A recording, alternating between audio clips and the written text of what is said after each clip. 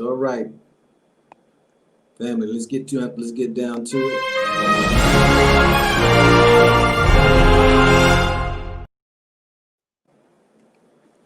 All righty here. We're gonna wait for people to come in. This is Go Black to Africa.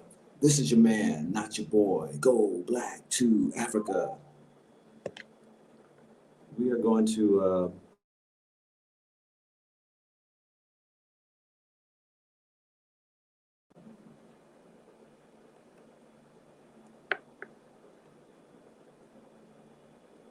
it's still early there in America.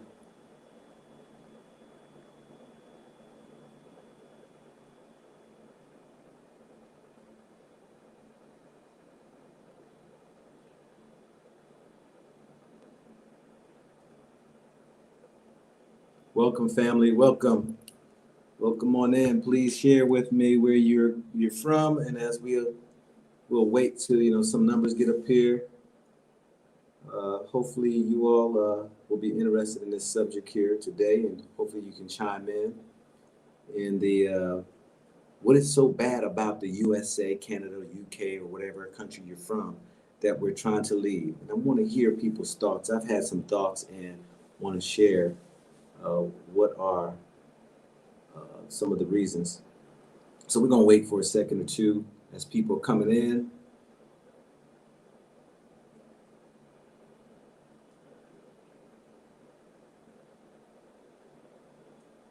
Yeah. Welcome, family. Welcome. Go and share where you're from. Where you from? Where you coming in at? Where you chiming in at? Let me know.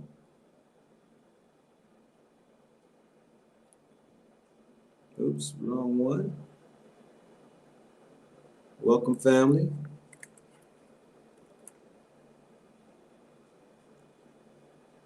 Let me get this together as we sit here and wait. I know it's still early in some parts, but I was going to do midnight, and I know it probably threw people off, but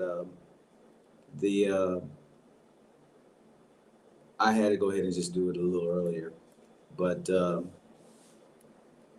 let's just go from there, as we sit and wait.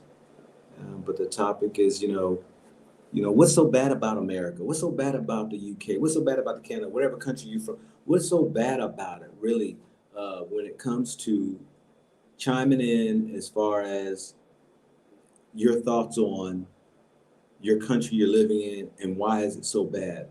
We know that there is a push, a rush of people who are promoting Africa and even some other places for us to come to different countries.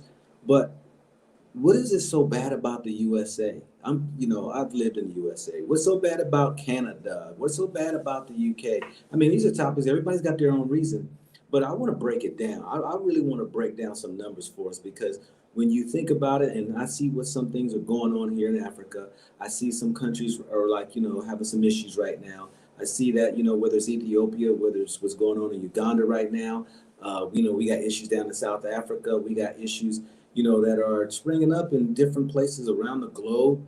What is really so bad about where you are? So let me know. Let me know. Somebody come in. Where y'all from? Where everybody from here? We got 13 people in the chat. I hope that I can hope the chat's on. Let me know where you're from. Say hello. Make sure everything is on. Can y'all hear me? Is everything all right? Let me see if my mic is on. Response, my mic is on.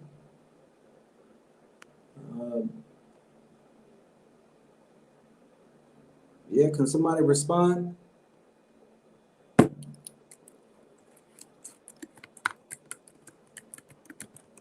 me write this in here. Can you hear me? Give me feedback.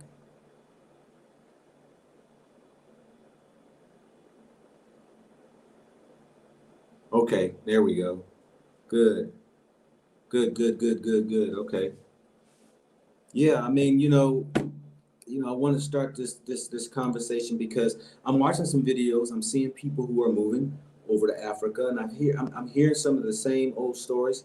Hey, Shalom from Denmark. Okay, hey, Denmark, how you doing? Kentucky, Louisville, Kentucky's in the house. Uh, let's give some shout outs. Okay, Miss African Roots, hello.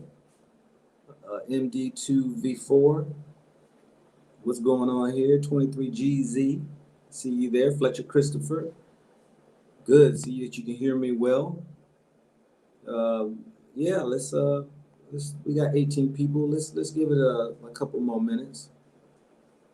Anybody got any questions of seen any videos of mine that you've seen recently or anything, and you want to ask me some questions before we get started? I definitely can provide some answers. Went on a great stroll today. Was able to look around to see the local village and the living areas here. That was a great stroll.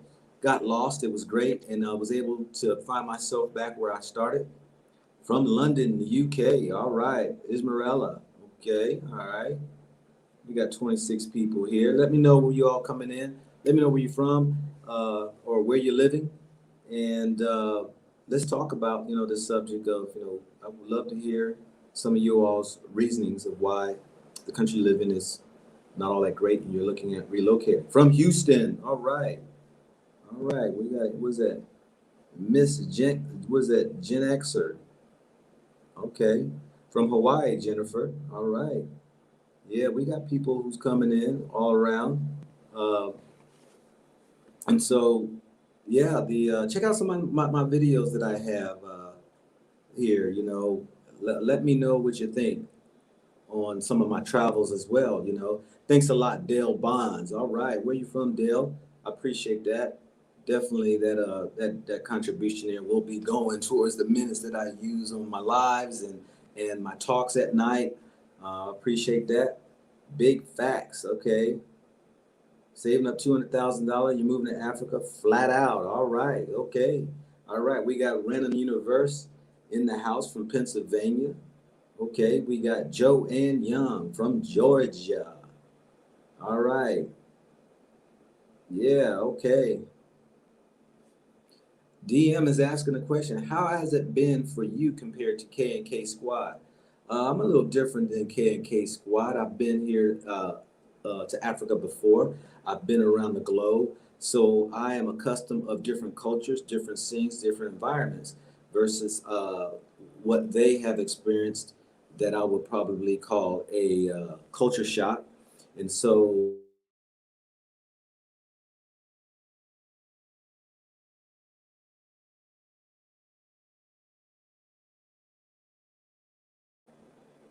yeah, we're back. Okay, yeah, we had opportunities to meet K and K Squad before they left here, and is now back in the States. I gather, and so my experience is just totally different. I kind of see things a little different. I have some background experience traveling the world, and so I am accustomed to dealing with things that I'm not, so used to.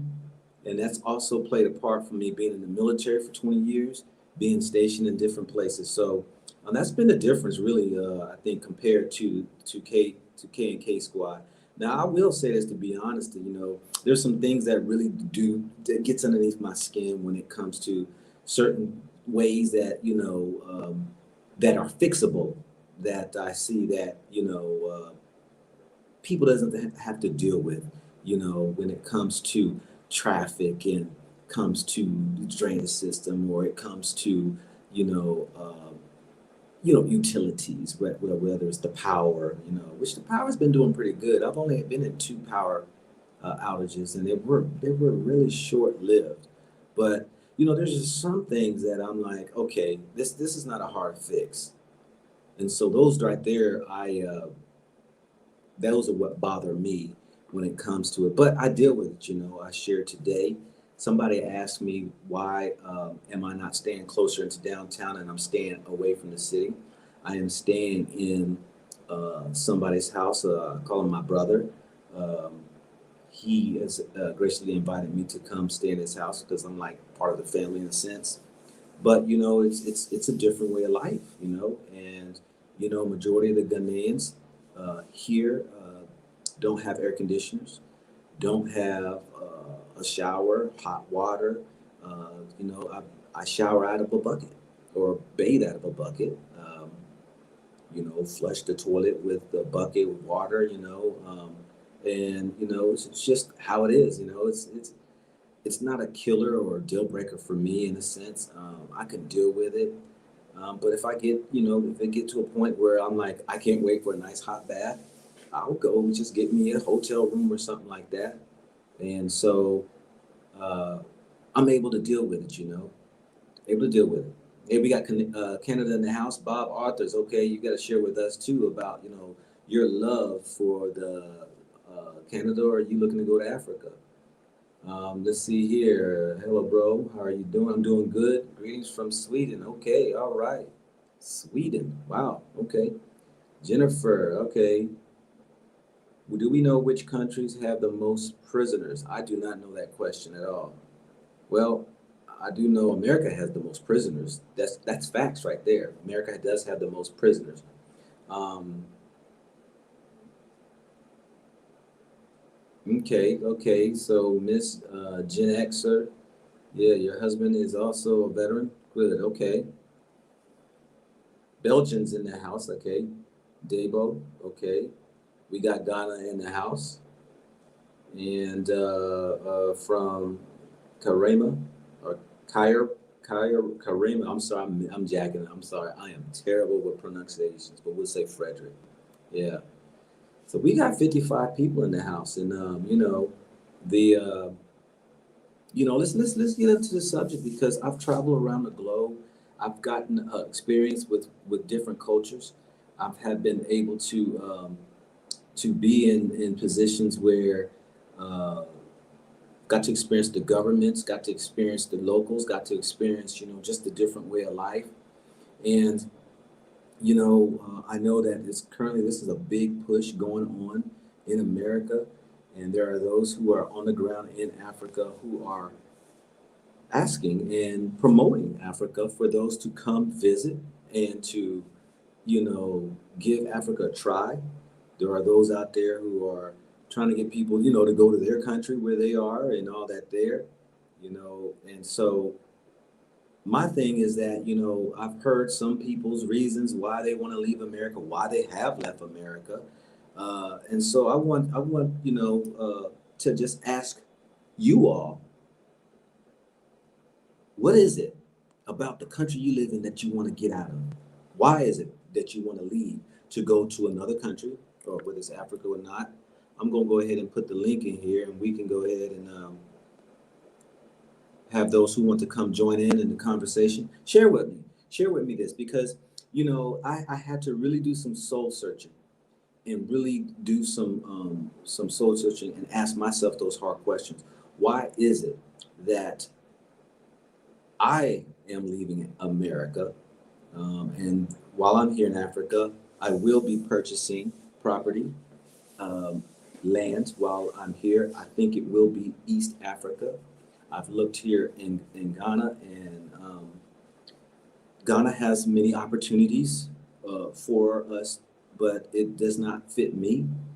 And so I am just going to go further to look. And so I'm going to be in Africa for 5 more months anyway. So I have time, and I don't rush into anything, but I will be um, definitely choosing a country, not forever.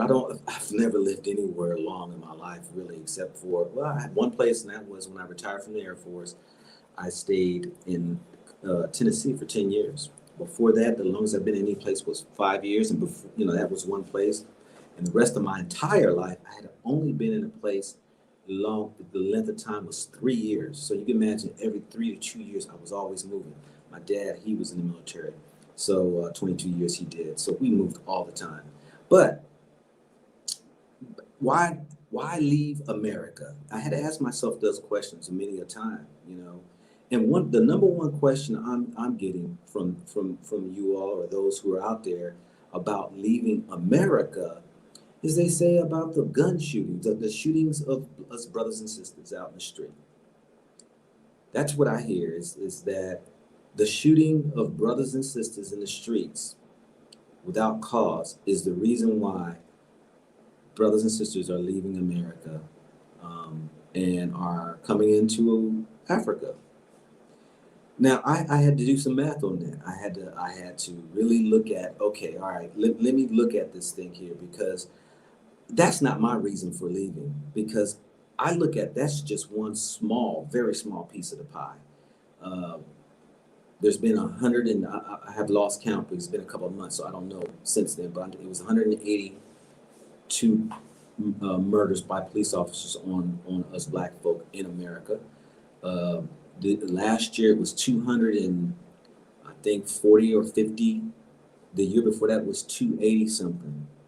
And so when I'm doing the math, I'm looking at there's 37 million black folk in America. 37 million, between 37 and 43, I think is the numbers, the last numbers I saw in America. And we're talking 200 people shot, killed. Now, don't get me wrong, y'all, because I know somebody gonna beat me up. One is too many. One is too many when it's an unjust killing. But I've seen some too where it was rightfully they're placed under threat. Somebody's pointing a gun at them. Somebody ran away and reached in their jacket or whatever, and they wind up shooting. Uh, I'm not here to support a police officer, and I dang sure ain't here to defend a person who's absolutely wrong. I'm just not going to do it.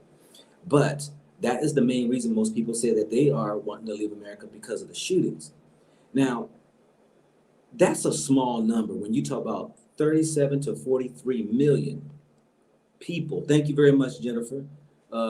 Thank you very much. I appreciate it. That's all I'm trying to do is give good work, and to just give y'all information, inform you for those who are wanting to visit Africa and all. And so that's what I'm doing. So I thank you very much for that. But I'm hearing people are talking about this, because of the shootings. And I'm thinking 37 to 43 million brothers and sisters in America, and only about 180 this year. Two, and I hate to say only, because yes, one is too many, but last year was 240 or 50. The year before that was 280 something. And every life is precious. If it was my child, I would be torn apart, most definitely. But when I also had to go review a lot of these videos, we got some niggas in the street that will kill me and kill you quickly. You cross them the wrong way, who does not have, so-called that respect for another. There are those out there who are robbing, shooting, killing, and we defend them. And that's not my reason for leaving America. It's a small part of it, though. It's a small piece of the pie. That's just a small piece of the pie. And what I believe, what people are really overlooking, which to me is the most important reason, is really the injustice that we deal with, the inequality of pay as a people compared to the white people, the inequality in education system, the inequality of bank loans, the housing loans, the injustice, the judicial system with the imprisoning almost 70 something plus percent of brothers and sisters in the prison system, and we only make up 13 to 15% of the population. The lack of interest when it comes to one of us getting killed, and the investigations are like minuscule to none. The deplorable living conditions that they have created when it was devising projects or what have you for those who were needing housing. The willful work of putting drugs in the neighborhoods, guns in the neighborhoods, that was an atrocity of what we see today. These all right here, to me, is the reason why I have decided it's time for me to move somewhere else. When you have to check your race on an application, and put black, how far does that go? How many doors have been closed and you thought you never got the job because maybe you thought you didn't qualify, or you didn't get that housing, that bank loan because you check that race on there, and yet these are all devised to where they go ahead and keep us out. All that's part of the piece of the pie of why I decided that it's time for me now to live the rest of my life elsewhere.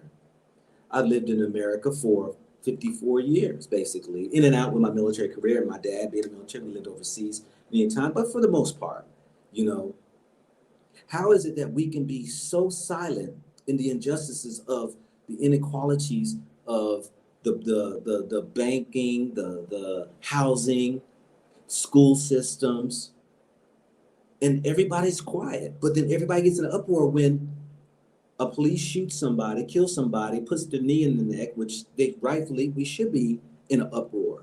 But nobody's arguing about that. They say that the African Americans' wealth gap has dwindled so much. The gap is so far away from the Caucasians now that they're seeing that we're going to be basically, as a whole, the poorest people in America. How is that? How do we deal with the ignoring those? How? And I understand that a lot of us, a lot of you all may be younger than me, but I've seen this time and time and time again. So it's worn me out to a place to where I'm like, I get it now. It's not going to change. We can protest, we can march, we can sing the old songs, the old Negro spiritual songs. We can stand at the courthouses, we can have guns, and we can march, we can create militias. That is not old. That has been done before. The Infax, Jam Master Jay, and all them there, that was the Black Panthers in the 60s, 70s. So, I mean, the marchings, the protests, the burning the buildings. When is it that we're going to get to a place that's like, okay, let me go ahead and look elsewhere? When are we going to go ahead and believe that there are better places for us? Now I know, because people keep telling me, well, that a lot of people don't have the means. Hey, the other thing is that a lot of people don't even want to leave. That veil over our eyes, we're blinded. When I see how we as a people have become lower and less than, fight, argue over each other, against each other. We would rather attack each other than attack an enemy. I watch comments, when I put up videos, and I just watch how people just try to destroy each other. We have gotten to a place where we lost our identity. We call ourselves, I'm like, you've probably heard me say this time and time again. I am amazed when people say that they are not African. They don't come from Africa, don't want to even believe they're African. Some don't want to call themselves Black. And these are the things that where even how we have become a people is disgusting to me, where that culture in America, I don't want to be part of. I don't even want my kids being raised in America. And here's the sad part. The Western world is across the globe. In many countries, even in Africa, they're trying to act like the Africans are trying to act like Black folk in America. Some of their songs, they got nigga, nigga, nigga. Women shaking their butts, doing the twerking. Here in Africa, some countries in Africa, they have set aside their culture to bring on a Western mentality. And I keep telling them, you don't know what you're about to head towards. The more you want to go ahead and become Western, you're going to find now you're going to lose your families. You're going to be seeing homelessness go up on a rise. You're going to watch drug use go up on a rise. You're going to watch your sons and daughters become gay. You're going to go ahead and see that you're going to be gentrified. You're going to see all these things that happen. This is reasons why I have left America. This is the reason why. And it's sad, but for me, I'm gonna put the link in, family. Y'all can go ahead and come on, somebody go ahead and call in. Let's go ahead and talk. Let's talk about this right here. We're 25 minutes in, and just want to have some good conversation. Just sharing, your thoughts, of the country you live in, where you're from. How's it treating you? How is it doing for you? Have you progressed beyond what your mama, your daddy, your grandmama, granddaddy, your generation? Have you seen? When I say progress, I'm not talking monetarily. I'm talking about treatment. I'm talking about treatment. So because people want to say, oh yeah, I got my degrees, I got that right there, folks, is not freedom. Being able to have an opportunity for the pursuit of your dreams and goals, equitably against the white folks, the Europeans that are there, the Chinamen, the Pakistanians, the Indians who are ruling in the black areas, neighborhoods, the communities, and we see they squeeze them out. Can you say that your town, your city, your state, your country gives equitable fairness for each man or woman to pursue their goals, their dreams, just like they have given themselves?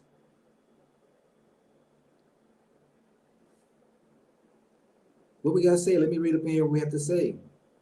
Simplicity Wilson, I totally agree with the reasoning because it's a very scary time, but for real, no one is making me leave where I've been born at. Nothing wrong with that. Nobody needs to make anybody do anything at all. You will fight there. Okay. Of course, I would love to visit Gambia and others. Okay. What is your fight, Simplicity Woman? Come on, call in. What is your fight? What are you fighting?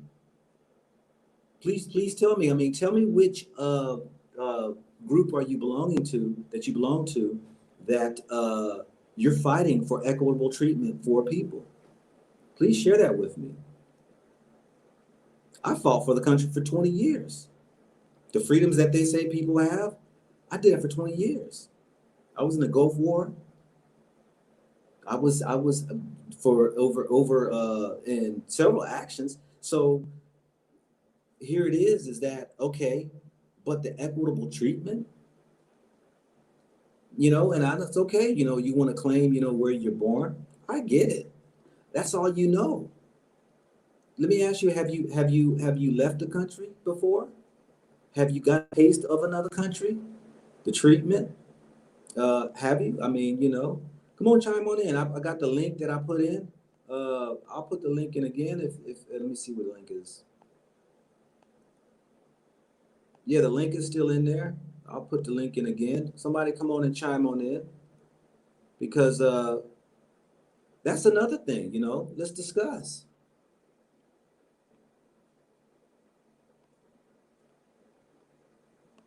Let's discuss it. But that's another thing that we have is that, we we got somebody coming in. Hold on 1 second here. Yeah, we have people who, because they believe they're born and raised in America, that's their country. And I get it. I really get it. I get it. But that's just like saying, somebody kidnaps your child and takes them over to another country, or, and say that, oh, well, they were born and raised there, not born, but they were raised there, and they feel as though that is their home.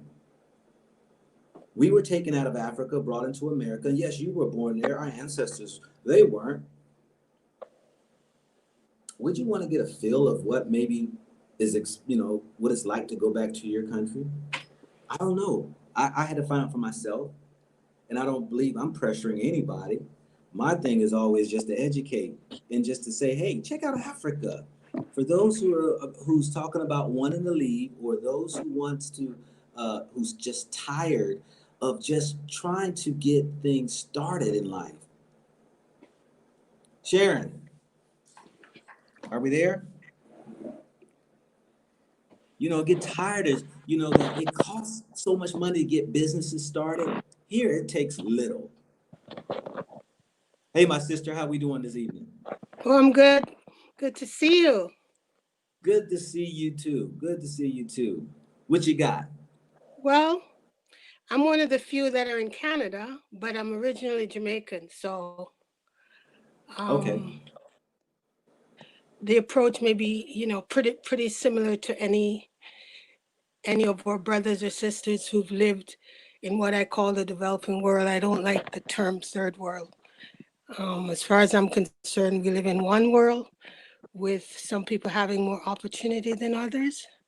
And I think the question you're asking is it's a pretty complex answer, but I think we can boil it down to the fact that people just want to be seen as human beings, first and foremost, and be able to live anywhere in the world where they feel that they're being treated unfairly and that they can pretty much aspire to whatever they want for themselves and their children. And for the most part, most of us living in the Western world, we come up against all kinds of obstacles, which pretty much it just kills the human spirit. I mean, it's not like some of us haven't achieved. And I think I heard Angela Davis speak at the University of Toronto years ago when I was a student at York University, and she said pretty much, you cannot judge any society by how the least of us do, and that's what a lot of melanated people all over the world will say. Well, I'm doing good. I'm getting mine.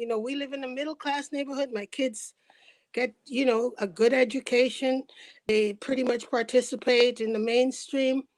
But Mm-hmm. what if that's only 10% of the population of quote unquote melanated people, Yeah. then what's happening with the 90%? And if we don't care, then we're no different than our oppressors. If we just think it's okay that the rest of people basically live subhuman in a subhuman existence, and because we're getting ours, then Yeah. we're no different than Yeah. our oppressors. Yeah. Go ahead. I'll be back in a second. So, so what I'm hearing you, sister, saying, and maybe let me put it softly to the people, because when you find a treasure and you have reaped from it and you enjoy it, it's like you want to tell everybody. Right. And when you find a place of peace and you find a place that have brought you uh greater things and opportunities, I just can't hold it back. I gotta tell people. Right. And though that there are those who like, I'm fine where I'm at. I ain't trying to go nowhere, and that's okay. I mean, I understand there are just people who are content where they are. Right. And I just remember, even in my life, there have been people who have tried to convince me or show me different routes, and I rejected them. And years go by, and then you get on board with it, and you're like, wow, why didn't I do this years ago? And so everybody has their proper time, I guess, and Right. everybody will take advantage of that moment of time that avails them. Right. But And it's so, at the end of the day, it's about perspective, because some of yeah. those same people criticize people who are seeking, solace someplace else. Instead of saying, well, listen, I'm comfortable here. Maybe I might be where you are 10 years from now down the road. Or maybe, there's a lot of practical considerations why everybody can't just get up and, go somewhere else. But there are a Right. lot of people who actively criticize people who seek, whether for spiritual reasons or just plain fed up. They're just fed up. They want some peace of mind. They want to be in an environment where when they get up, they see people who look like them around them. Hmm. And not to say that these places don't have problems. I mean, I'm from a developing country, so I know. I moved back there twice. So I know the obstacles, I know the challenges, etc. But what I do know that what none of us living in what we consider the West, we'll never really truly get the respect we desire until the motherland, the motherland gets the respect and the dues. Because let's face it, she's the genesis of everything. And Yeah. we've been denied that knowledge for the most part, you know? And so if we think, whether we're in Switzerland, France, Canada, wherever, we think we're going to get respect when we're considered to be at the bottom of the totem pole, if we don't think we need to somehow bring some, I don't, recognition, from the smallest thing, just the idea that you think it's valuable to visit, or to, whether you're going there to visit, to set up business, or basically spend time, whatever, but to see value in that. And if we can't see any value in that, how do we expect anybody to see value? I mean, I come from a place where people are they're 90, what, 95% people in Jamaica are quote unquote of African descent. And I can Hmm. tell you how many times I've heard people say, I'm not African, don't call me African. You Yeah. know, Yeah. the Yeah. Rastafarian movement was the first movement, aside from Marcus Garvey, that basically said, you know, have respect for yourself. We're from great people. We're great. We're not second class citizens. And I must say, they were way ahead of their time. We're talking, you know, a good what? You could say going back 60, 70 years, more than that, I would think, Yeah. that the Yeah. Rastafarian movement started. And a lot of us, we grew up in Jamaica where it was like, oh, if you were Rasta, you were looked down upon, and, all of that. But they were the ones that were preaching Black pride. Go back to Africa. That's the motherland. That's the greatest, civilization that mankind has ever seen. Hmm. But of course, we rejected it because the West is like the shiny object, We've been Hmm. bamboozled, We've been told that if you have the nice car and the nice house and you get a bigger house, and some of us can't even keep a car longer than 3 years. We need a new one. And it's the debt trap. And not Yeah. to say things, I like nice things. Most people do. Most people in Africa probably think if they could come here, they'd have all these things. But what we forgot is that those things don't make us content or happy. They might make us comfortable, and they might make us give us convenience, but the soul dies. And I look at what's happening in the West, and we're dying. Yeah. Yeah. And one of the things I'm reading some of the comments here is that, some people say if Africa is so great, why would Africans come move to America then? If Africa is so great, why are they leaving? And I say this right here. I've spoken to many of African, and people think that, oh, Africa is that bad while the Africans are leaving. No, not at all. I mean, for those people who say that, they haven't even been to Africa, and Right. so They don't but but understand. but what I like about what the Africans are doing is that they are doing what most of other countries are doing when they're coming into Africa. And that's taking the money out of America, sending it back to their country, Africa. Right. That's what Africans do. Absolutely. They're sending money back. So they're taking resources out of America, sending money back home because you can make more money and in America than you can in Africa for the most part. And so Right. you're still helping, growing, and as far as building when it Right. comes to that. So, and I've met many Africans here who did leave but came back to Africa and started their businesses and wants to be their own boss and their own entrepreneurs. And so that's what I see because I mean I understand people like, oh well, Africans are leaving left and right, this and that. Nah, nah, nah, nah. Right. That's a small number. It's 1.2 billion Africans in Africa. And so, you know, but why are you still in Canada? You said you're in Canada? Yeah, well, I just moved back to here a year ago because I've basically changed my entire life, moved back there, came back for a couple of years, went back, and it's a situation where marriage, dissolved, and I'm back Oh, here, but I'm definitely on my way to Ghana. yeah. Um, I basically have made an investment there, Hmm. and that's my plan. And I've not romanticized Africa because, as I said, I think, as far as I can say to a lot of the people right now listening, is that there's so many similarities between a place such as Jamaica, aside from the language um, situation, to somewhere like Ghana, where Jamaica has developed somewhat, but there's still a lot of poverty there. And most of us that left, we left one. My parents had died, and I had an older sibling that brought us up here.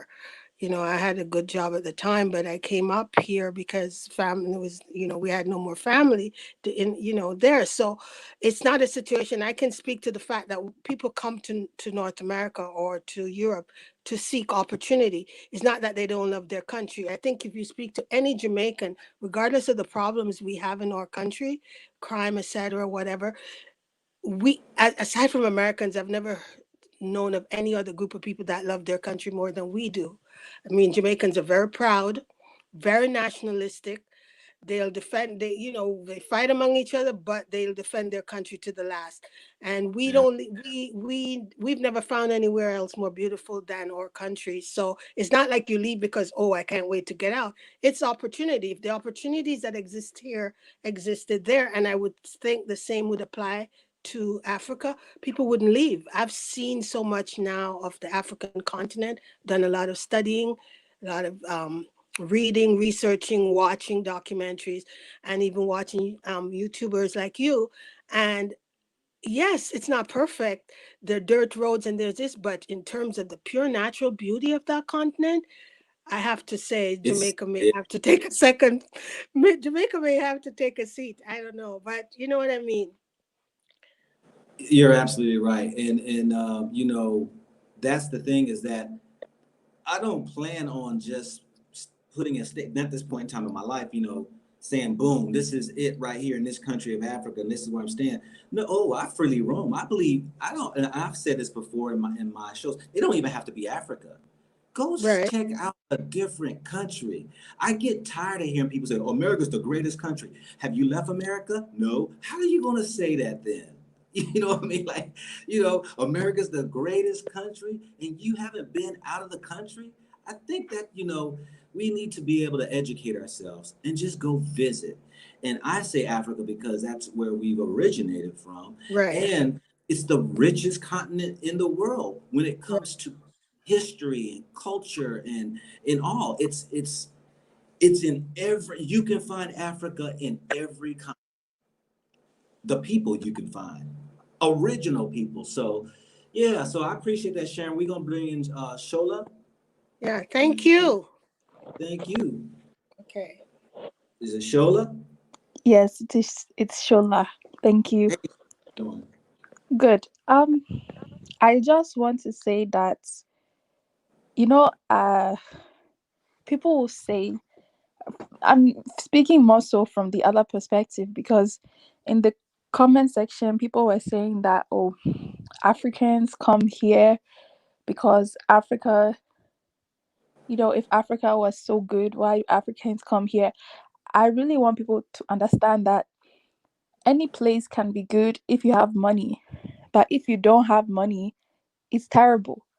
Most people who most people who are watching this, you will automatically be middle class when you go to Africa. You will not be in the streets selling water for like 8 hours just to make money. Yeah, You guys yeah, have never experienced that. So some of you do not understand. You will yeah, not get it. You know, I'm yeah. not excusing anything, but I'm just saying that you all will have an ability to live good lives over there, which is good. But Hmm. please, you have to understand that you will never be poor when you are over there.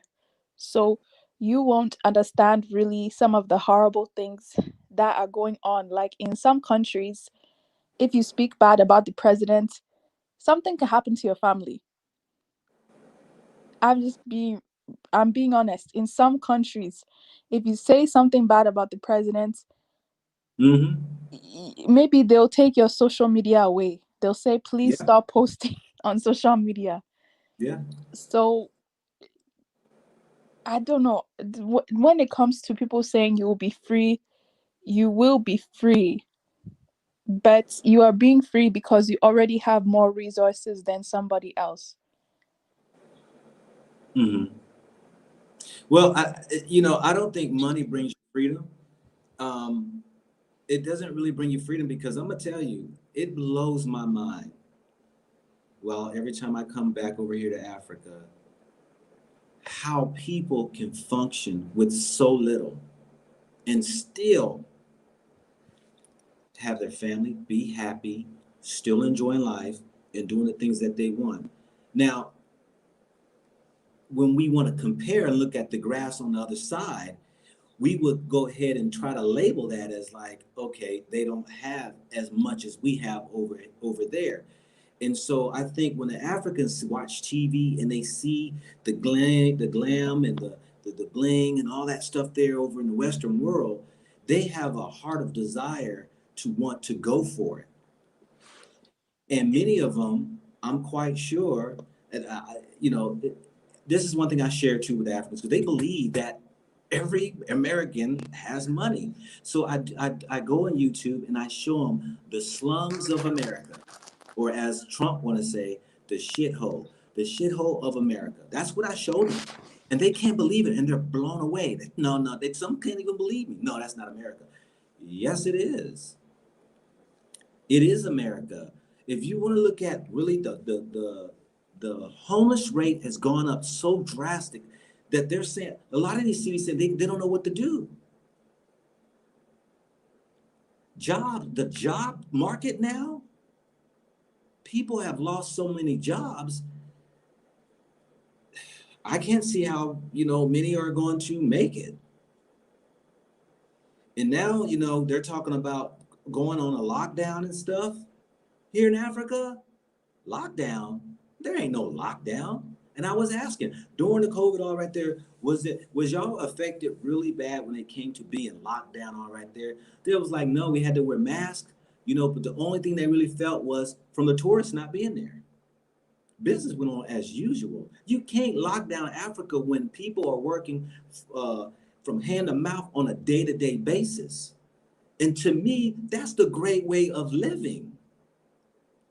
The old saying, less is best. And I saw something here, I think Giselle, I saw you put on there, money is the root of all evil. No, actually it says the love of money is the root of all evil. If you love money and it controls you and you really think it brings you whatever, then, your day is coming. You're going to have to live without it. Because like I was saying, I'm living right now with I call my brother and stuff, my family who brought me into their family. We're family, you know, I'm bathing myself in a bucket. I'm flushing the toilet with water going into the toilet. There is no hot water. There is no air conditioning. How many of you all could live without all that stuff?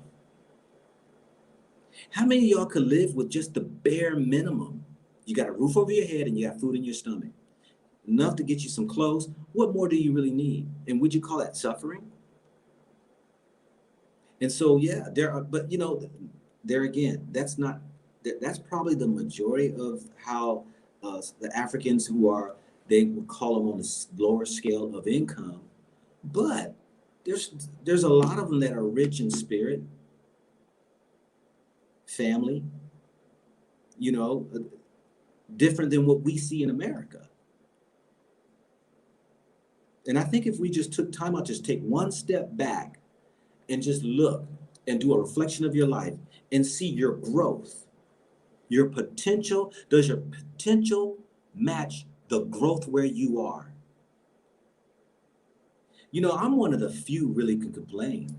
I've achieved everything that I wanted in America, though I had so many obstacles in my path. And let me back that up. Let me retract what I just said. I didn't achieve every goal I had in my life. I could have, though. There are some that wasn't worth even going for me. And there were potholes and obstacles in my path that they try to create and to prohibit me from getting it, which caused me extra time, extra energy, extra headaches, but I was still able to achieve where I want to get. Now, people would say, well, man, what are you complaining about? That's the country that you want to be in. And I say, well, if you just look at this right here, how far along would I have really been if I would have been here in the continent or another country? I'm not trying to persuade anybody. I just want people to chime in of why is it so bad in your country that you want to leave? Because I did the flip side, I did that flip side question, the reverse question on it. What's so bad about the country you live in that is wanting you to leave to go to another country or come to the motherland? Because I see it as though that I have done a lot of things in my life, but like I said, is it really an applaud that I deserve? Because how far freaking along should I really be if I was here in Africa? Because I'm looking at it like, gosh, once I get the ball rolling here in a couple months, y'all gonna see. Y'all gonna see. I hope y'all stay tuned because I'm gonna film everything and show y'all what you can do. I mean, some of those who watched the Bag Family, they have inspired many people. They bought land and starting to do little building and stuff. And, people been motivated, because people want to see action. They don't want to see words, they want to see action. And so I'm excited so I can get my ball rolling so that I can show y'all that this is what it is. This is how it is, And like our sister said, who the caller called in, Sharon, she was saying, Shola was saying that it's easier to become middle class if you're leaving a Western country. You'll instantly be a middle class. You save up $1,000 a month, have 12,000 come to Africa. You're instant middle class. Just a measly $12,000. Yeah. And $12,000, I can guarantee you, I can live off of $12,000 in 3 years here in Africa. Easily. I can do that. I can. The rent. I just left Cape Coast, and the video that I did, Inobi, that I did the video, watched the video of African American who built his house. He built a studio house, bought him land, all that right there. He told me about 25,000 he came with. The place he's living in, because he's about to move into his house, but the place he's living in, it was $100 a month. And it was a nice 1-bedroom, 1-bathroom apartment room. It was like a studio. $100. I think it was little less than $100 a month. Food here is cheap. I was talking to an African today. I said a pineapple costs $5 in Ohio. $5 for a pineapple.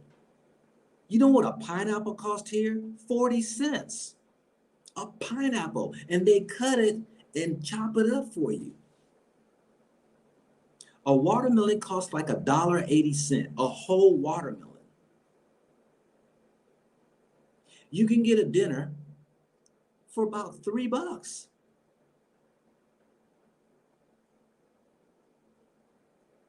Now, if you want to live high on the hog, you can spend that money. You want to go into the greatest hotels and spend and spend, the way we spend in the Western, 150, 200, 250 a night in a hotel room. Yeah, you could do that. But you got hotel rooms here that you can spend. I stayed out in 2 hotels since I've been here. One was $50 a night. The other one was like $58 a night. Beautiful room.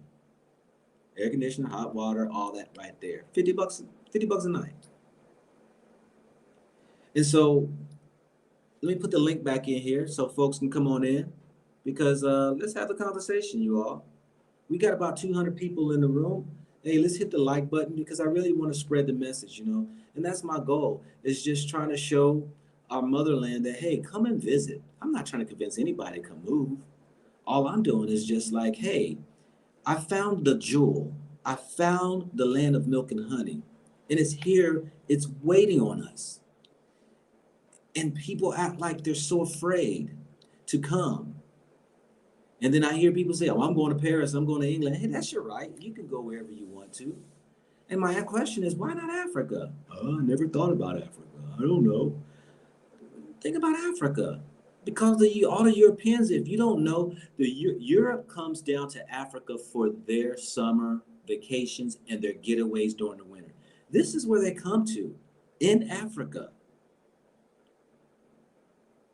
All on the coast, the west coast, the western coast of Africa.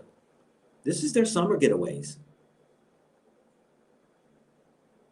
And we go down to a cruise down in the Gulf. We'll go to Jamaica. We'll go to, let's see, the three places we go to. We'll go to Jamaica, Bahamas, and we'll go to Mexico. Those are the three cruises that most Black folks gonna go on as far as travel is concerned. Am I right? Come on, hit number one if that's correct. For real. But we need to challenge ourselves, because sometimes if you sit back and complain and the answer is sitting right before you by a brother who got a channel called Go Black to Africa, and others who are saying, hey, look, come check it out. Some of y'all been praying and some of y'all been hoping, man, I hope things change. I need a break. I need to get away. I need to do something different. This ain't working for me. I keep losing my house, losing my job, losing my car, I don't have enough to make ends meet. I just don't have a way of keeping this up. I barely can feed my kids. And people are telling you, go check out Africa. What more can one do or say? So family, let's I just put the link in there for those who want to join on in. You can, let me go ahead and post it again. Let me see, did I post it again? Let me put that in here. And I want to be real with you all, and I appreciate you all who have commended me, saying things like I'm a balanced guy, and you know, I try not to take sides, or I try to give some information straightforward. I have people out there who tell me, you know, that I'm negative, and you know, those are the minority folks and all right there. But you know what? I'm not perfect. Yes, there's times I am negative. You better believe it. It's called the balance of life at times. But I think you know, I try to be as fair and give you all as much concrete content that I can. You know, in my shooting my videos, I'm trying to just give you a taste of, you know, just a peek of Africa in my travels.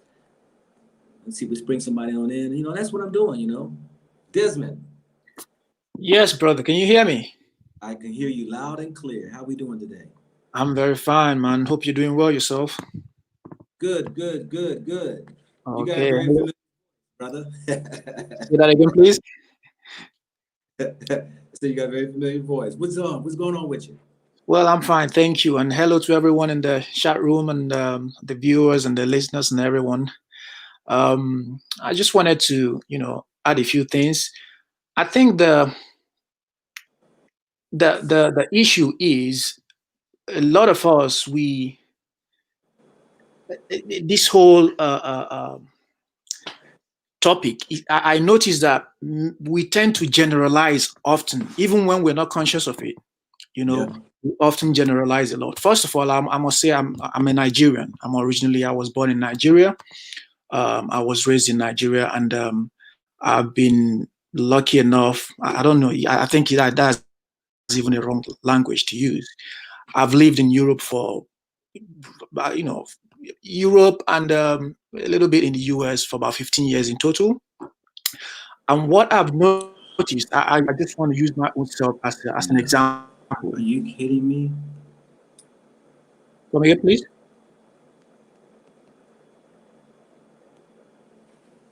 Can you hear me? Okay, yeah, my screen had went out on me. Go ahead. All right. Yeah. So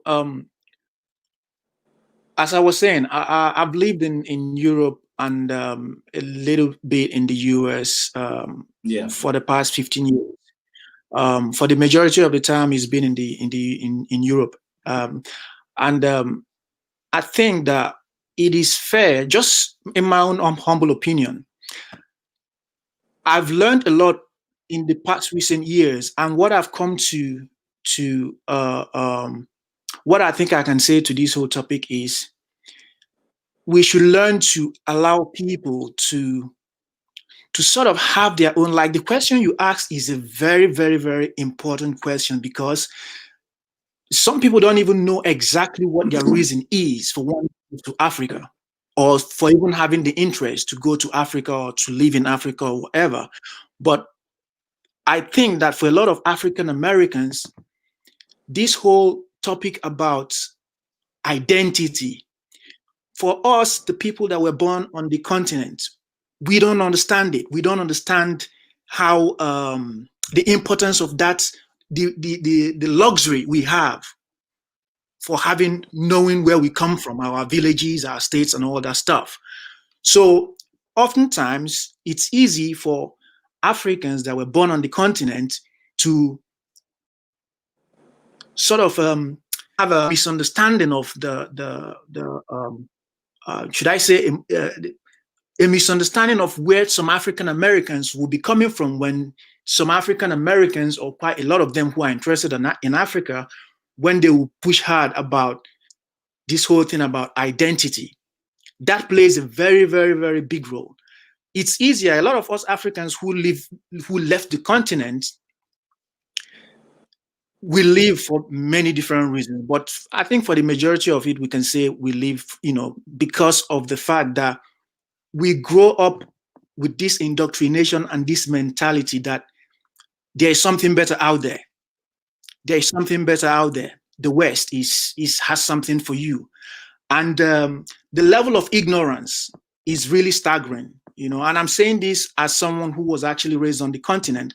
I was educated in Africa, and I come from a middle-class family, but I had the privilege of mixing with all kinds of people. If I mean to say, I had the privilege of growing partly in the ghetto, and I'm very proud of that. I feel my parents gave us all they sort of pushed it just to help us learn the reality of where we're coming from.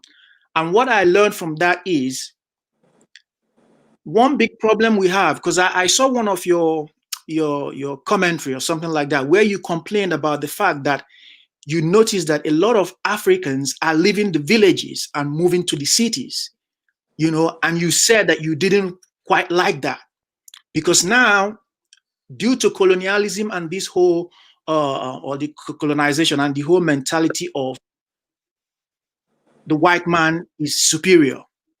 I'm sorry to say, a lot of Africans, we have that. Without knowing it, a lot of us are not even conscious of it. Without knowing it, back somewhere in our subconscious, we have this, we become passive with white people generally, Yeah. that even on the continent, you can just easily find people literally worshiping anybody that is non-African, and that is sad. And it's not necessarily entirely the fault of the people. It's just because of the indoctrination that is a pathology from parents and from partly poverty, partly curiosity as well. You know what I mean? So it's a combination of different things. It's as simple as it is to say, yeah, you have many opportunities in the West or whatever. I feel that, in my opinion, there's a lot of little things that, when you sum them up, they become very important. And these little things, they really, really influence us. In my case, for example, I noticed in the recent years, or over the years, because when I backtrack all my years abroad, like in the West, personally, for one, I can relate a little bit to you in terms of being able to live.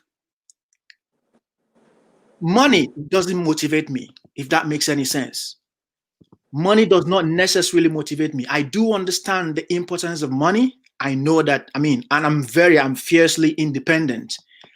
You know, I don't like dependent. I started working since I was 16. And since then, I barely depended on anyone. And that is not to say that my family were very poor or anything like that, but it was a mixture of both, you know. But I learned from a very early age to fend for myself.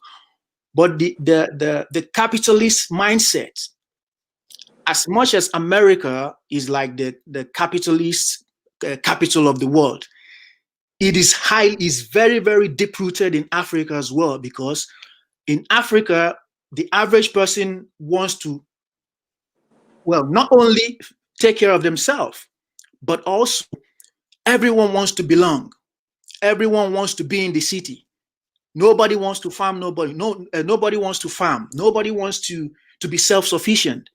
You know, it's all this whole facade of, you know, I want to do this because this person is doing this. I want to, you know, typically just live a luxurious life. And it's very okay. It's absolutely okay. But I think a lot of people are doing it without having,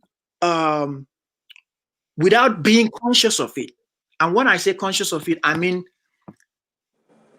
people are very fast to run away from traditional living because they feel, for whatever reason, that it is bad.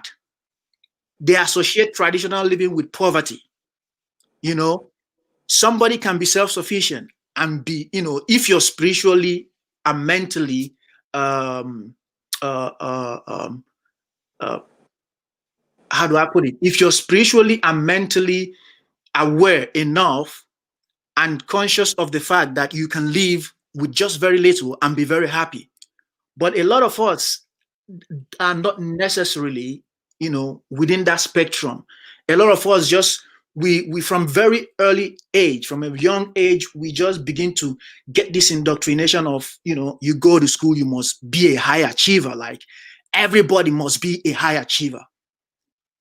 That is okay, but I see a little problem in that, because what that does is that it sort of creates an avenue where majority or many people, I don't want to say majority because, you know, it's not fair to put it that way, but a lot of us, we fall in the spectrum of not being content with what we have. You know, we just absolutely want to be like the next person. You know, that person is driving this car or is, you know, is building this house or whatever. We must be like that, you know. And in recent time, I had to unlearn. Well, hold up, Desmond. Okay, Yeah, man. because you're saying a lot, and so what your point is? What I mean, so where are you getting at? Help me understand that. So what I'm getting at is that I feel that in one part, people are just blindly running away from, we're all chasing the maximum form of luxury possible. Many of us are just chasing luxury, comfort. You know, we are chasing it as hard as possible without necessarily asking ourselves, do we really need it? Do you really need the comfort of the West? Do you really need to have, I don't know, you know, millions at all costs stacked up somewhere? Again, don't get me wrong, not to say you should be lazy or you shouldn't work hard, you shouldn't have goals, you shouldn't achieve and stuff like that. But being conscious of it, because I observe that many people, especially a lot of Nigerians, there are people who just live because, I mean, they want to make money, they want to achieve things just for the sake of it, just so I can brag about it, just so I can, it's like somebody wanting to have a title or wanting to go to law school just so they can tell you that I'm a lawyer, you know, without necessarily having a passion for law, you know, or wanting to be a doctor. It goes with also people who are so obsessed with like in Africa, you know, being married is something that is of it's sort of it's almost like having a PhD to some people. Like they don't value the marriage itself, but they value the title of being married. So what I'm just trying to touch on is that we need to be aware of what we want, like be conscious of how we're living. And for Africans who leave the continent, you know, in a lot of people say they don't want to go back. But oftentimes in the long run, people tend to feel that, need to go back to their roots. And another thing that I would add is we are all spiritually, our spiritual sensitivity Well, varies. Go on. yeah, you know, and I appreciate that info. You know, I mean, you hit on something there where a lot of people have fear. You know, because I'm looking at some of the comments and stuff. You know, but you hit on it that a lot of people are afraid because they're comfortable.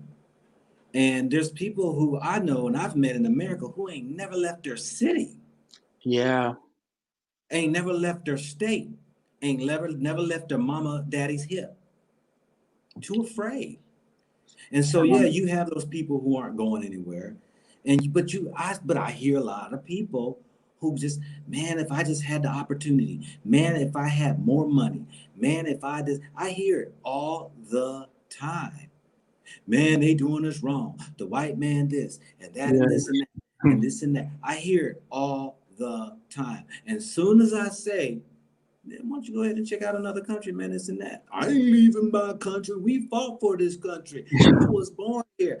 I would, you know, my mama, daddy, this and that, this and all that right there. And it's like, okay, well, all right, well, stay right where you are. Yeah. You know, some people just like to blow off steam. Some people just like to speak out loud. But there's a lot of people who just aren't going to do anything. But what I was saying earlier is this right here, and this is for the people out there, is that when you've had a taste of something and you know it's good, it's profitable, Yeah. and you can build off of it, man, I can't keep my mouth shut. I got to tell people and share. You know, I'm just not one of those who's going to say, I ain't going to tell nobody. Man, this is a hidden secret. Man, you know, I'm all about trying to help people. Do you know how many emails that I deal with? People trying to help people. It's got to a place where it's, I'm almost to the place of like, look, okay, all right, hold up. That's in the video. You got to watch the video. People don't even watch videos. But it's about people who they're interested. I saw a comment earlier, you know, someone saying they want to move them and their child with them, Africa, but they want to make sure everything is right. You know, you're going to be waiting forever. True. You're going to be waiting forever. The time will always be right now. Because when you're waiting on the right time, it's always something else that just happens. You get stuck in the loop. You know, exactly. And my thing is that a lot of us just do not like to be challenged. We have never been in a rough spot, could not fight our way out of a wet paper bag. We act like we tough. We act like we can, do in life and do whatever we want. But as soon as you get a person out of their circle, man, they will throw a fit. And this is where today I was just walking through, an area today, and I got lost. I was like, well, I don't know where I'm at. But you know what? I loved it though, because I got to see a different part where I never stepped in. Some people wouldn't have done that. Yeah, some people wouldn't walk in a country and being a stranger. Some people would be afraid to walk through neighborhoods and just have, and don't know nobody. Our people have to get out of that afraid, and people they won't admit it. Man, we are a fearful people. Yeah, we have a spirit that we are fearful and do nothing. We talk good game, right? You meet the jokers out there who they talk a good game, but their actions are few. Acting the game is the problem. And exactly. I'm glad you said it, because a lot of that, I call it putting on the mask. A lot of us wear a mask and act like everything is okay, but inside we know you tore up because you're fronting. Yeah. Because you're acting like you got it and all that right there. But you ain't really got it. Like hey, you and your your friends and your all that go out to eat, and you know that your limit on your credit card is only so much that you can even get on it because it's about maxed out. But you're gonna act like that, it ain't gonna hurt you. But you go home and you're hurt because you're trying to keep up with everybody else by these credit cards that you keep maxing out. Your pays that you're getting ain't even enough. So what do? You just People play the getting part, stuck in debt, get like, in all the debt, play the part. Then when people, what happened to the car that you had? No one got repossessed. Be like, I didn't like it. I decided to go get me something else. So you went and got you something else, 20% of interest that you're paying on it because you didn't even pay that one off, or you didn't pay that bill on time, or what have you. This is what we do, people. This is really what we do, Desmond. And so and I, we're afraid. We are afraid to take a leap. And I hate to say leap of faith, but just to take a leap. Afraid. yeah, it's quite deep, personally, in recent times, I started backtracking because I noticed that comfort, and it's just me, comfort, it makes me sick, and it's something I'm trying to dissect to fully understand. But I had to let go of things, and I noticed that every 3 years I accumulate stuff, and I have to get rid of them. Yeah. I feel personally that I lean more towards a very traditional person.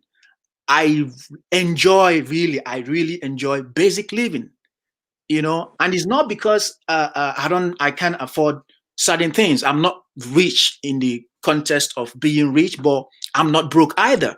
And I noticed that oftentimes, and more recently in recent years, this need, sometimes my house, I cut off the power, like the electricity, and I just need to burn, I feel the need to burn some candles, partly because this is part of how I came up as, growing up, you know, and it's never going to be the same for everybody, but I'm learning to understand my innate, the essence of who I am, and trying to embrace it and really appreciate it, because a lot of us are caught up in this loop of, like you said, I know a lot of people, Nigerians, because I'm Nigerian, who, they don't even be making much. But you see these people, they lease out the big cars. They barely, have any, savings, any reserves. Some people be driving big cars, and they lend money at the end of the month. Before the end of the month, they're already out of, resources, and they have to, lend money from a friend or that person and all that, just to keep up with this whole facade of, we're winning. Everyone has to win. Being basic. Yeah, that is what I'm trying to retrain my mind to accept, to appreciate being basic, not That's to. why, Desmond, I think it's so important for people to come visit Africa, because then they will be able to see, wow, Yeah, I can live with little. little. And when you see the smiles on people's faces and how they just, connect well, and I can say it's all perfect, but what I'm saying is that let me say this right here. When I volunteered at a homeless shelter, right, Yeah. I give them 4 days out of the week, okay? And I connected with the homeless people. The reason why I volunteered at the homeless shelter, there was a time when my mom and my brother and sister and them, right, was on the cusp of being homeless. And I had left home when I went in the military. Mm-hmm. And it frightened me because there was nothing I really could do, and so that I had always had a fear of being homeless. And so years later, I decided, I retired and I said, hey, I'm done, work and all that right there. I'm good. I don't need a lot, and all that right there, like you're saying. And I Yeah. said, I'm going to give my time to help out some people. And I went to a homeless shelter. And when I got to meet those people, hear their stories and stuff, just to see how they survived, the fear went away. And I'm like, wow, these people have shown me how to live with little, And be how happy to be still. very ingenuitive, how to be appreciative of the small things. Man, I'm telling you, it changed me totally. Yeah. Hits me. And so when you get out of your circle and see how the rest of the world and see how other people live, you Yeah. gain a great appreciation on how other people are doing it and even where you come from. Yeah. You know, you gain on both sides you do. But I think the fear, it takes the sting out now, because now it motivates you and say, man, if these folks can do it, daggone it, I can too. Yeah. And just to throw this in there, I'm just curious, you know, if the possibility would ever happen where they measure like depression, like on the continent compared to like people in the West, especially when I say I mean, amongst the black people on the continent, their level of depression out there, or the statistics compared to, you know, the rate of depression in the West. I'm just curious. I'm, you know, because these are some of the things that could, you know, signal to, because happiness in Africa, people are poor. There are poor people there, and Africa is not really as. And I see the comments how some people are saying like Nigeria is a shithole. Nigeria has its problems, but trust me, there are people who are living large, like not when I say large, not because they are wealthy, but they are doing okay for themselves. You know what I mean?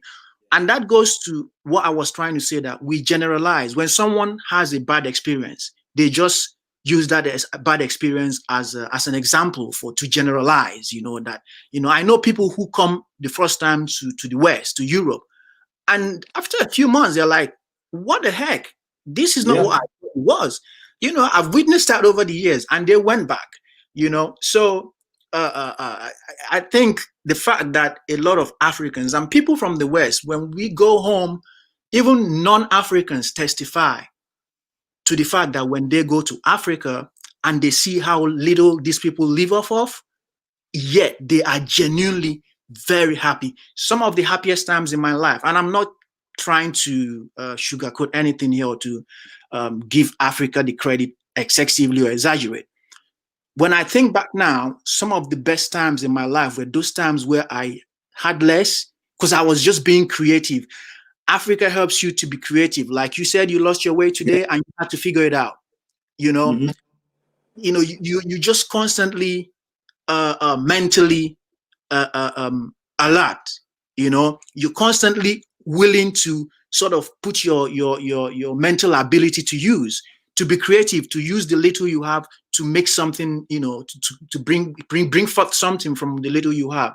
And I think a lot of us are losing these abilities, or we're becoming subconsciously lazy, if you will, you know, in areas like that. And these are some of the things I feel play a role. But it's quite complex than, you know, than it may seem. It's not that simple. But these are just the micro bits that. Yeah, I appreciate that. Yeah. Fatara, how are we doing? Yeah, I'm good. I'm good, bro. Yeah, good night. Or well, it's night here, and peace to everyone in the chat. Peace, To you. brother. Um, yeah, What you got? what I wanted to say is like what the brother was talking about. You know, people who us in the diaspora, we look at Africa as a unit, you know, as one thing, right? And you know, people always say, well, you know, like, you know, Africa is a continent. It's 54 different countries, and it's true, but I think there's an advantage to thinking of Africa as one thing. And I think a lot of people in the diaspora, not only the transatlantic diaspora, but those who left Africa in more recent times, you know, like the brother here who's from Nigeria, who went abroad. When you know, because when you travel, or in other countries in America and Europe, you understand that black people is treated as black people. Like, you painted with a broad brush. They see you as one thing. You know what I mean?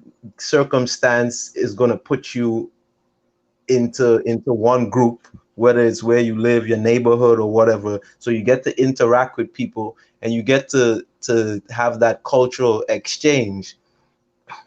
Well, And here's you, the thing too that you say that is that when you come to Africa, you're not black anymore. right, exactly. You So know what I mean? you, I mean, there's nothing to compare you to say that, oh, I'm black. No, we just people. We are people. You know, right. And The Western world wants to separate you and say, oh, here's the white people. You don't even. I mean, I know they're around, but we're not considered black. We're a people here now. Now right. we Just love. one thing. But I think Africans on the continent, because of how the independence movements shaped up, there was a heavy emphasis on nationalism. So when the countries, which is areas, got independence at different points in time, they tend to view, well, this is Ghana and Nigeria is those people over there, and Sierra Leone is those people over there. But the thing is, for the future, we got to think, even Africans on the continent got to think more of Africa as being one thing, because if you look, like I've been watching the channels and watching Wode Maya's interviews, and you see a lot of people who have success are people who traveled, or people who move within the continent of Africa. Like someone who moved from, like he interviewed this guy from Kenya, who owned like several office buildings in Nigeria and Ghana. And he interviewed a Ghanaian chef who was married to um a Kenyan, and they own a resort in Kenya. So you know what I mean? So moving, because in America people do that all the time. Like, you know what I Yeah. mean? Because consider America one nation. So if you have a particular skill and you live in New York and the market for that skill is saturated, you move to Atlanta, you move to, you know what I mean? And it's not there's no second thought about that, really. And Africa has to function like that more and more, where people go to where their skill set is more, where is needed. And I said that to say this, that sometimes the people from the diaspora, people who the yeah, people who left more recently, like this brother here, he's from Nigeria, and he might be his plan to move back to Africa might be centered around Nigeria, but there's 53 other countries that you can plan for also. That's what I'm saying. Like people who move, like instead of holding on to a nationalistic understanding, like, someone in the chat was saying, their country is unstable. They were from Uganda, and that's true, but Uganda is not your only option. Just because It's you like were the United States. You have states that are unstable, cities that might be unstable, but the whole right, country is exactly. not. like Yeah. like like you see, like that's when somebody is in Chicago, the crime rate is crazy. People move. People who have the opportunity, they move. But as you were saying earlier, some people can't see past the block. Some people can't see past the neighborhood. Some people have it in their mind that if they're stuck, or if they were born here, they're just gonna die here. They're just gonna, you know what I mean? And we got to get off that mentality, because other people, they go anywhere in the world. You know what I mean? And that's part of the success. They will go anywhere. Like you know what I mean? Like they will backpack anywhere in the world. And we got to have that global understanding and that continental understanding also of Africa, because Africa is full of options. It's not just, you know what I mean, it's not just Ghana. You know what I Right. mean? I mean, it's there's it a lot of places, and I'm gonna tell you this right here too, and not to cut you off, but the West is taking off too. I'll tell you, Tanzania area is a lot of people are moving to Tanzania.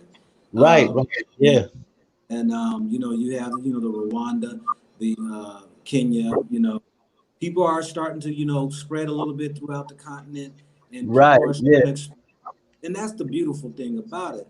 But hey, let me let the next one in for Taro All right, Ray. I okay. could never get I your got name one. right. I got one more thing to ask you before I go.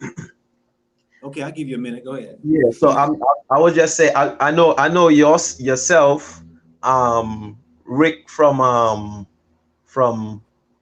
The back. Bag in Yeah, Gambia, and yeah, King Obatunda in Uganda. I know y'all come from military backgrounds.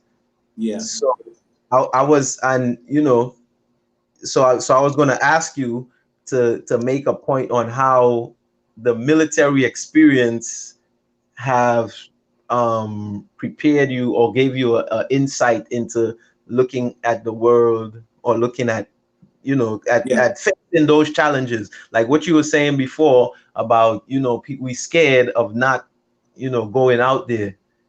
You know what I mean? So I Yeah, was, if you could yeah, comment. and yeah. Early on in this conversation, I shared my military experience that was an advantage for me to be able to travel and to be able to get outside of my comfort zone because of living abroad and living, throughout the United States. And, we are a migrant people. I mean, it's not like, African Americans in America have stayed in one spot. I mean, we used to all be in the South and people migrated to the North. People fled, escaped to the North. And then once freedoms came, a lot migrated and ran their tails off to the North. And so we find that there's a migration that is gone even over, people migrated to Liberia. Somebody just sent me information about, African Americans who moved to Russia in the, I guess it was the uh, early 1900s or so, left to go, to Russia. We got African Americans that, or let me say Africans who have escaped or left on their own accord and are spread throughout the world. And that's why I say, it don't have to be Africa. Just get out and go see, because my thing is life is too short and this is a big world.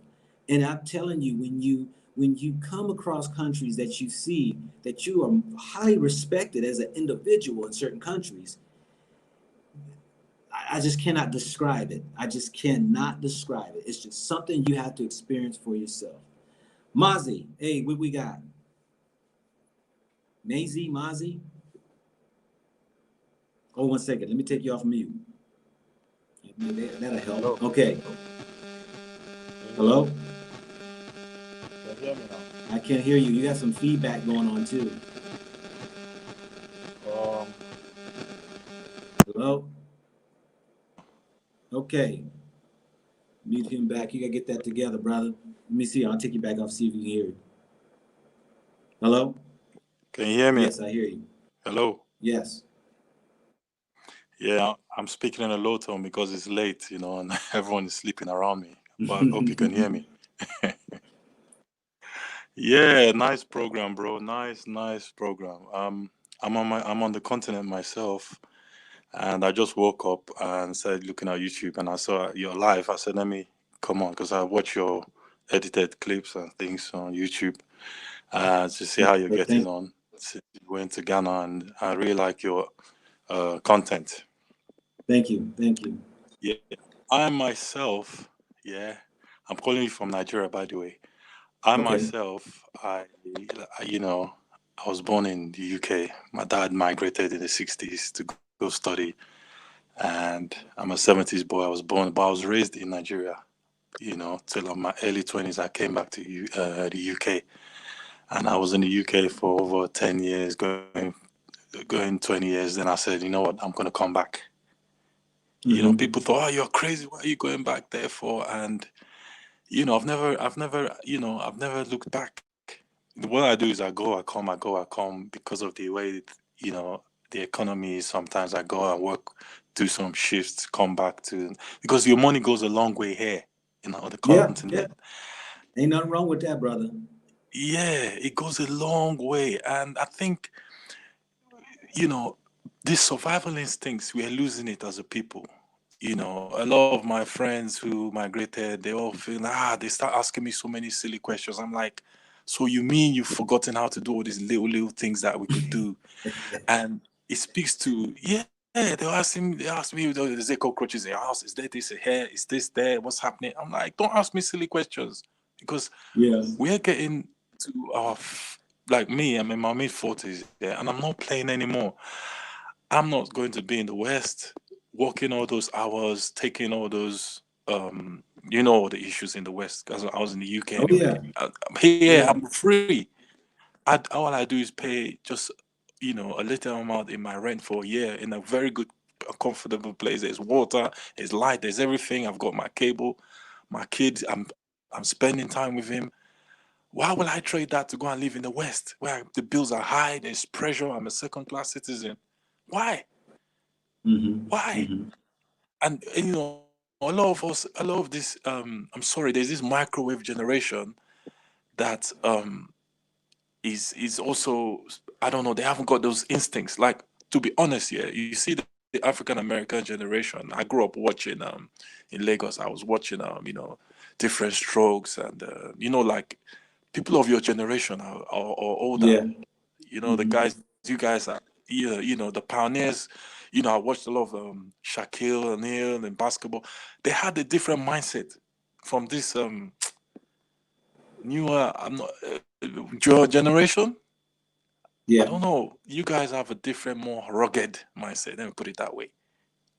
There's no excuses. You guys are the ones that set the pace for these younger ones. And the same thing on the continent. You have people that in the West, the continentals and all of that, they're not ready for they want everything to be perfect before they say, "Oh, I'm coming back to Africa." No, you don't have to. You don't have to have everything perfect. Right. You don't have to have, and it's emerging. There's a lot of changes compared to before. I know there's a lot of issues on the continent, but still, you can actually live. You can survive. And I used to tell people, like, every now and then I see Chinese here. I'm like, if these people can come in, they're not complaining. I mean, why are we behaving so bourgeois, as if bourgeois, or what they call that stuff? Like, everything has to be perfect. I don't want to have dusty road. I don't want to see this. I don't want to see that. Mm-hmm. And that's why I admire you, admire Babatunde, admire. Can you hear me, bro? Mm-hmm. Hello? Can you hear me? Yeah. Go ahead. I think did you break up Okay, or were yeah. you finished? People, yeah, diners as well. There's a generational, this newer generation in their 20s that I don't know if they're the millennials, this one of this new industrial revolution, digital age and whatever. They don't have that. The African American of before that we used to watch up and admire. And, I mean, like, I grew up watching different strokes and there's a different kind of. They're not the same as your generation. I don't know if you understand me or making any sense. Because those days we didn't have mobile phones, we didn't have or what do you call it? So yeah, we learned to survive more better, and then we came into the age of the digitization and mobile phone and artificial intelligence. But these newer ones, they don't understand. The continent hasn't got all the advancement, so they're like scared to make a move. I don't know whether I'm making any sense. Well, I, I, Hello? I I totally get what you're saying. I mean, times always change. And, Mm, somebody asked how old am I? I'm 54 years old. And, yes, the times have changed, especially in the Black community of culture. And it hurts me. It destroys me mm. to see what we've Yeah, become. It it it yeah. it it even frightens me that I feel like I have a duty and obligation. My kids are grown, okay? And I told them I have to go on this journey for y'all so that I at least will leave y'all an option because I cannot see my grandkids being brought up in America. That culture there Mm, is, and I'm not exactly. speaking the whole, I know people want to generalize, whatever, But to see what we've become in America, I mean, it's disgusting to me. Where the majority of, I'm talking about majority of black, I'm not even talking about just the youth. I'm talking about people my age. I'm talking about grown men who walk around still sagging their pants in their Exactly. 60s. These are people 60 years old, 50 years old. They're acting like teenagers. And then the teenagers are lost because they don't have the elders. Our youth, our kids are black boys and girls, all right? They walk around talking about they gay, trans, and all that because they're following suit of the European. And then Exactly. we're watching these TV shows and the music and all that belittling, Yeah. degrading each other. It has gotten worse and worse and worse. So I've been on this earth for that amount of years, and just in that small span of time, we've become some. I just don't want to say the names because I don't want to offend anybody. But I'm gonna tell you, Hello. hey man, I'm gonna tell you, man, it breaks my heart, but yet it's disgusting. I mean, sorry to cut you. Can you hear me? No, I hear you. Yeah. I mean, growing up, African Americans were our role models in this modern urban. Their music was better. I'm not trying to say I don't know about how they sing now. I don't understand those the R&B, those tunes, those days, man. The 90s. I mean, like when I was a teenager, the movies, everything. But now, I don't know what's going on. And the ruggedity of this generation, even the continental Africans or whatever, it's not there. Everyone is just light minded. Like any little thing, they can't adapt. They just can't. They just don't have that backbone. You know, Yeah, yeah. You're because right, man. And everything is just internet speed, microwave speed. They chill and think and process things, and they cannot try to adapt. It's like, I mean, like growing up, I had to walk to school. I remember those days. You had to walk to school, and when you watch even the movies, those days, you could relate. I could relate growing up in urban Lagos to someone growing up in urban, in New York or London or wherever. There's so many similarities. You go to school, people had fist fights. There was not just killing people anyhow. I don't know what's going on. People just the nature is changing for the nature, well, and I like this. Hello. yeah, yeah, yeah. I was just gonna say that it's and this is just me and my knowledge. It was all planned. When you talked about the music industry, the film industry, we're not the ones who run that and control that.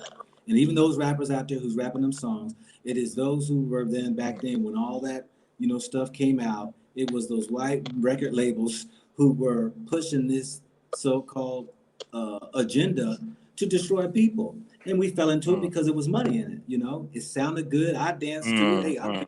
I used to recite it. I used to do all that, man. But it comes a time when you Yeah. now have a responsibility. I talk to the youth. I try to at least give them a sense of education. But let me go ahead and let Mm. Dr. Sherry in. And hey, brother, I appreciate all that you have shared with us this evening.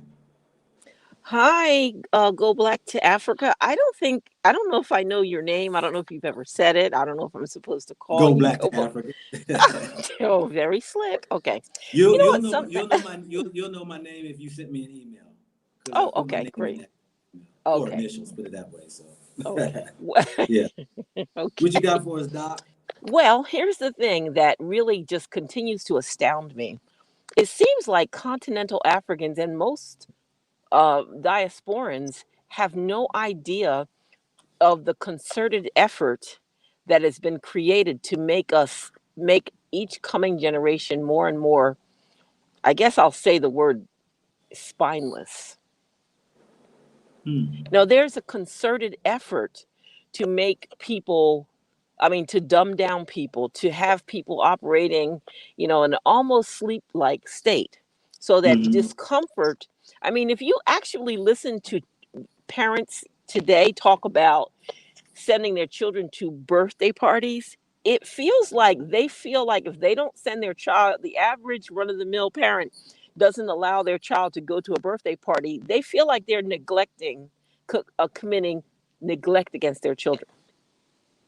And so this, the previous caller was saying he doesn't understand why that is, but it's just a concerted effort for us not to get together in every way, shape, or form possible. And I was doing a little bit of reading of Dr. Neely Fuller, and he talks about racism and white supremacy and how it impacts either 9 or 11 areas of life. And so it's everything, and it's comprehensive. And I was kind of surprised that you said you were suggesting to people go to anywhere, to just go travel anywhere, when I really see, the opportunity in us working together to build. Yeah. Oh yeah. And so if people are going to China, they're taking their resources there. If they want to go to Bali or Costa Rica, they're taking resources there that would be definitely appreciated on the continent.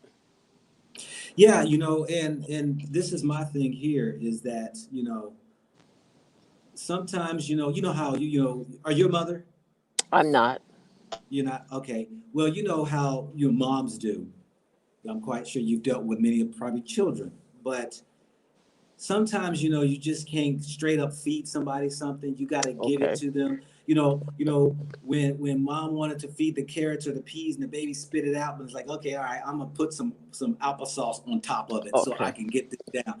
Well, to me, the travel is okay. If you don't have that so-called heart or the fear to go to the mother Africa, travel somewhere, then start somewhere, because then it might motivate you to go on to the next place, because I believe, like I said, in my history check, you can find us all over the globe. We're talking about in their history books. We've been there since the beginning. We are a migrating people. We travel around the globe. We've never been stuck in Africa. So it's for me, I look at it like sometimes it's hard to go ahead for some people to swallow that Africa, because of the image, like you said, it's been a concerted effort to put this subliminal message in our head that there's something wrong with Africa. And Well, you know what? Go ahead. What's really curious to me, my parents, I wasn't really raised Afrocentrically, but I remember being in the 6th grade, and that was decades ago. And I just knew that there was something wrong. I knew it. I would tell people, why are we only learning that Africans use a machete to cut manioc?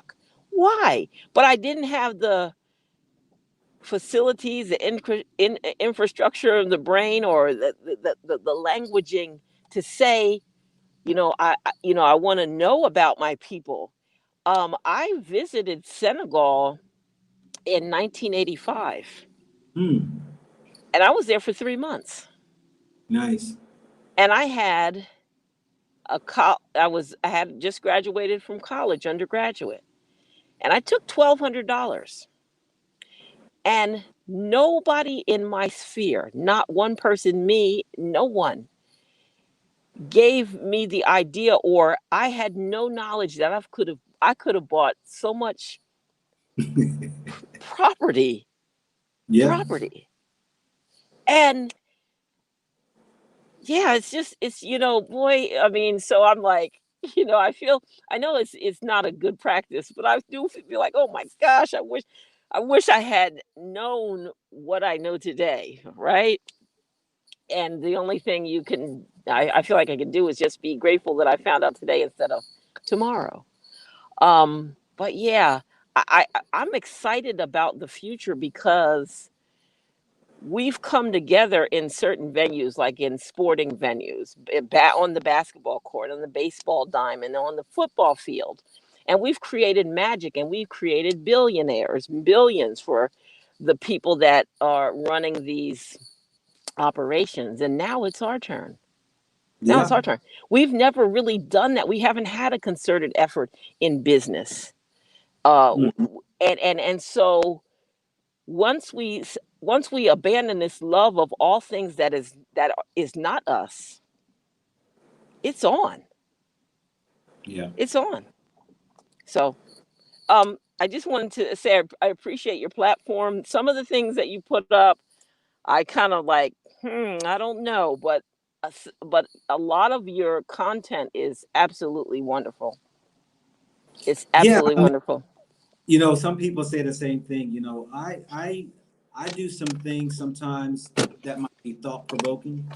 I do some things as an awareness. I do things intentional sometimes as tests. You know, I'll post something just to see the response. You know, if you look at my videos, just to see the generation we're living in, Mm-hmm. I can post something that is gossip and it'll get hits all day long. And as soon as I do informative things, people are not interested.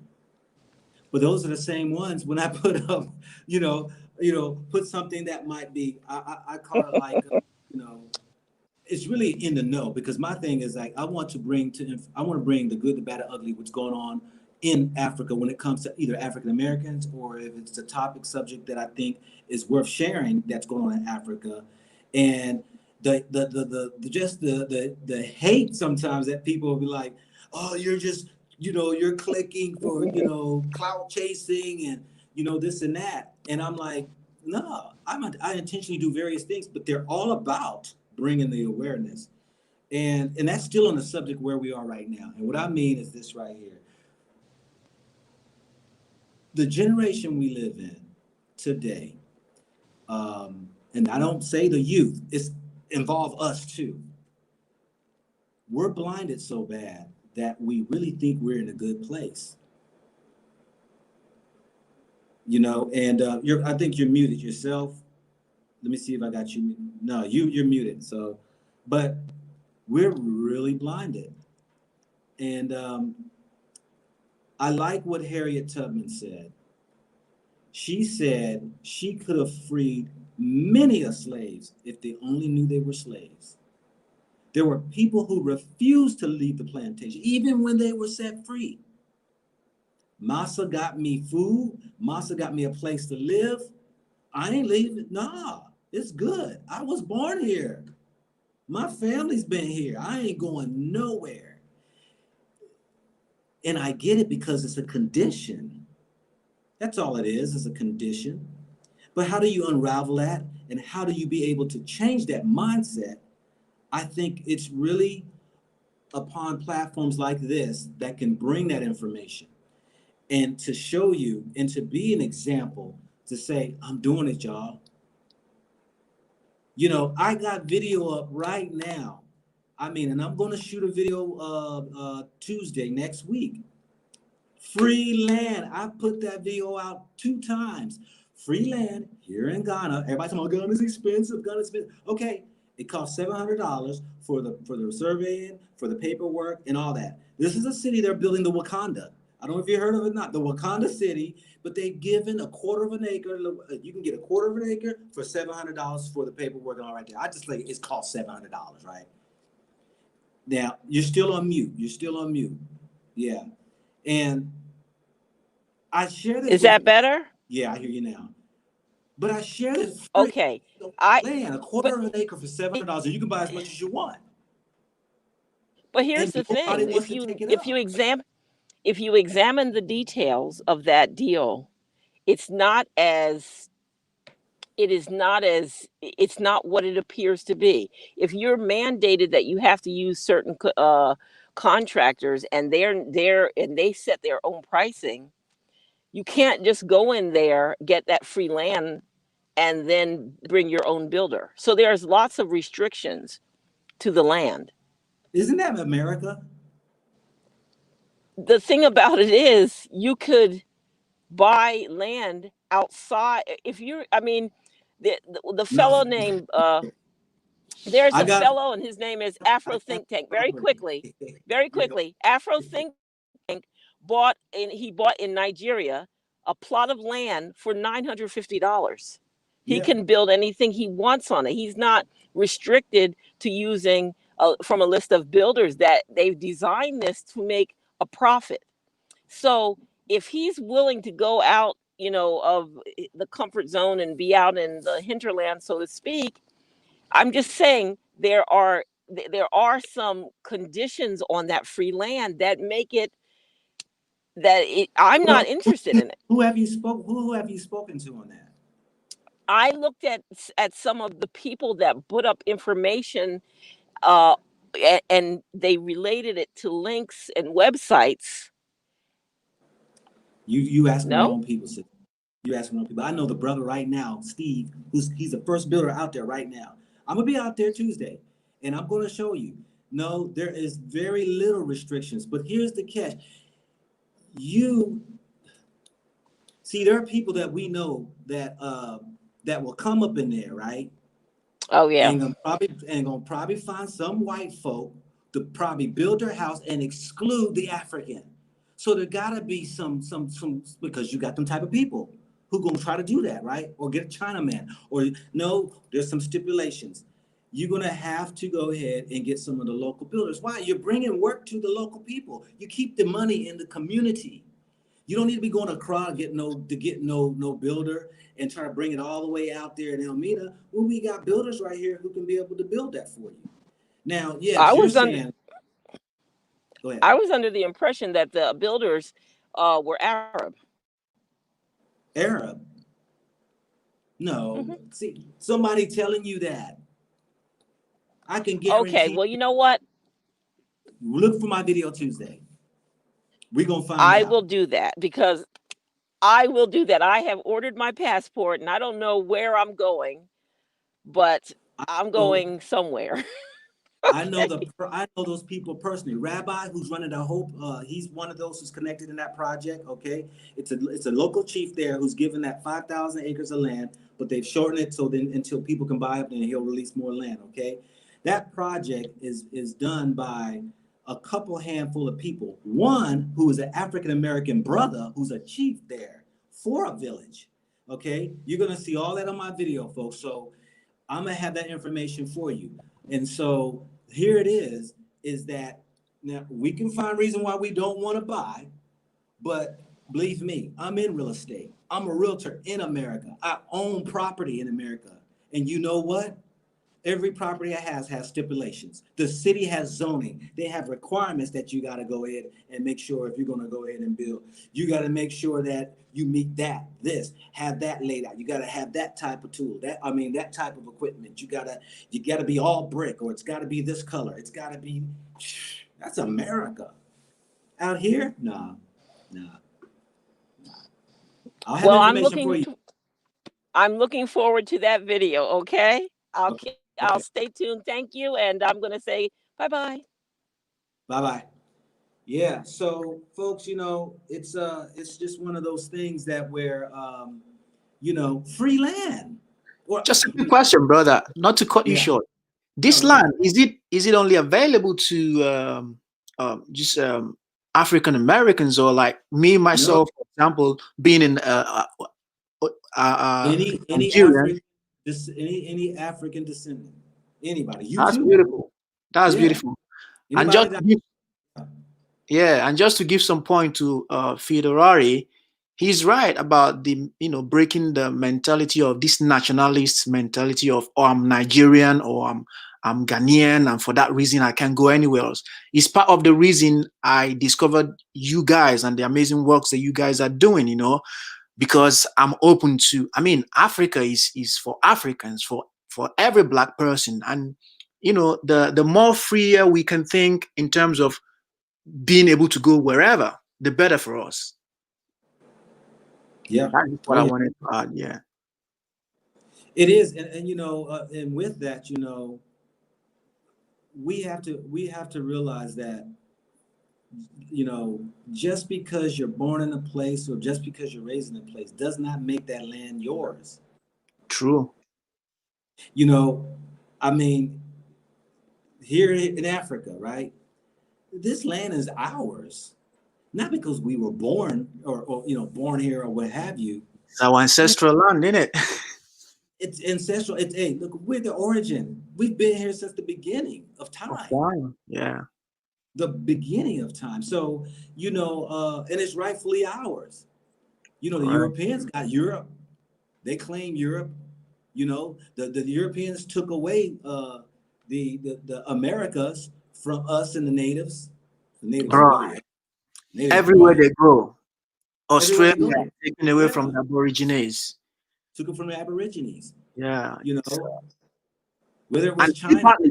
they're still in Africa now, like if you look at South Africa, for example, so I read somewhere today where people were having the argument of whites in Africa, we should look beyond color, we should be, yeah, it's understandable on the human level. Yeah, we should, respect everybody and appreciate everybody. But the fundamentals still is that you can never find any, like say in the West, in Europe, for example, because there's a documentary somewhere in South Africa where the Afrikaners have carved out a community strictly for themselves. And, the documentary was talking about the fact that it's very reminiscent of the apartheid, period. No black person is allowed there and all that stuff. But you can have something like that here in the West. If you go to Europe, you can never have an African, like a community strictly for Africans. It doesn't exist. Yeah, they're not gonna allow it. So unless and the only black communities they're gonna have is something that they developed and put you over in. Exactly, that they regulate themselves. Right. Because this community I'm talking about, they actually have their own currency, their own money, their own everything, and yeah, it goes back, it always goes back to the fundamentals, like, the history. That history right there is always like the and a lot of Africans are not quite, some of us don't take the history that seriously. And this is why we're trying to become as westernized as possible, as quickly as possible. Everybody wants to be so westernized. And even my own self, it's just in recent times that I started learning. And like the other brother was talking about, we're losing our ruggedness, like, we're becoming more fragile. And it's what is happening to me, brother. Like, I became more fragile than I used to be.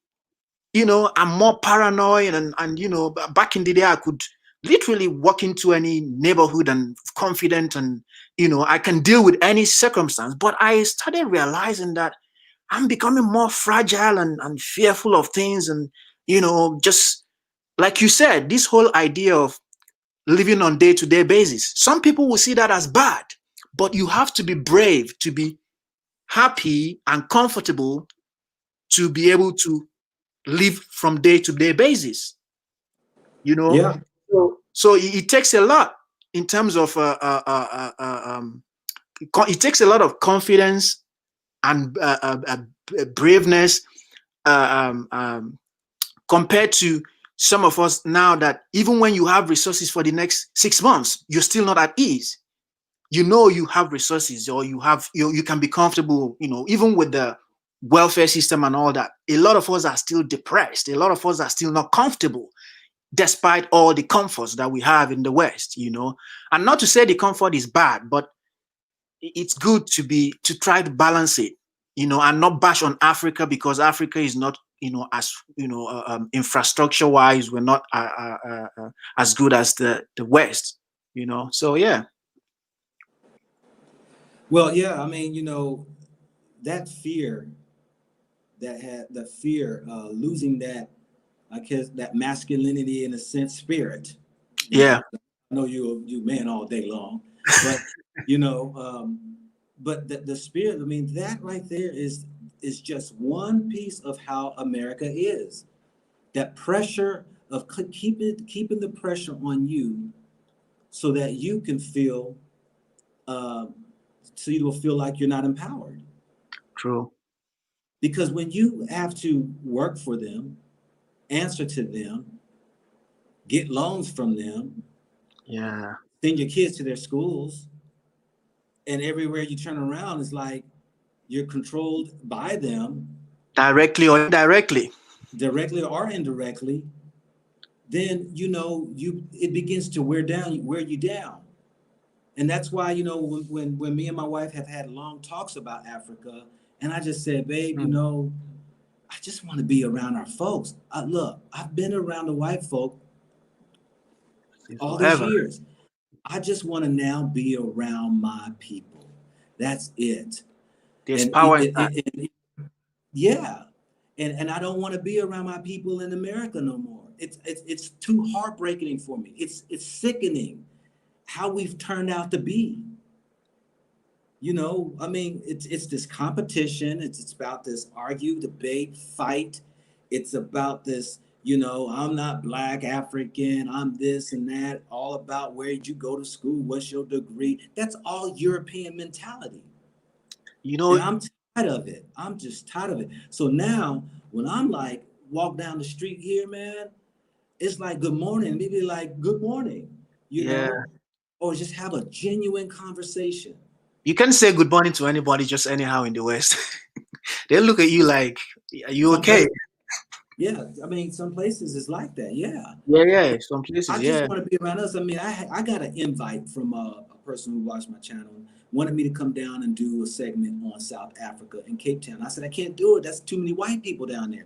Yeah. I came to Africa not to be around them. And it's not that I hate white people. No. I don't hate white people. It's just the fact that, you know what? Everything has been, how can I say, everything has been controlled and produced around in America by them, in a sense, even though they stole our ideas and took our credit and all that right there. They want to whitewash everything. I just don't want to be around them no more. It's been a white man's world for too long, if you might say. Too long. So, that's why I love seeing on the dollar bills here the Black faces, the statues, the Black statues. I like seeing on the poster boards out there on the highways and the streets, Black faces. Walk into the banks, Black people. Walk into the business, Black folk, all day long. You see, the thing is, some of us, one of the major issues is this whole thing about whitewash and indoctrination is so deep that a lot of us don't even know that we are like zombies. A lot of us are not aware. To be honest with you, I used to be that ignorant. To be honest, I used to be that ignorant. And when I look back now, I'm like, how did I manage to be this way? How did I manage not to think this way, or how did I manage to think just this way? Like, I can't even go into details how messed up my mentality was before. And when you begin to allow yourself, one of the issues, especially we Africans, we struggle with unlearning certain things and trying to learn new things, like learning how does the saying go? It says sometimes you have to unlearn and relearn. A lot of us, we are culturally indoctrinated.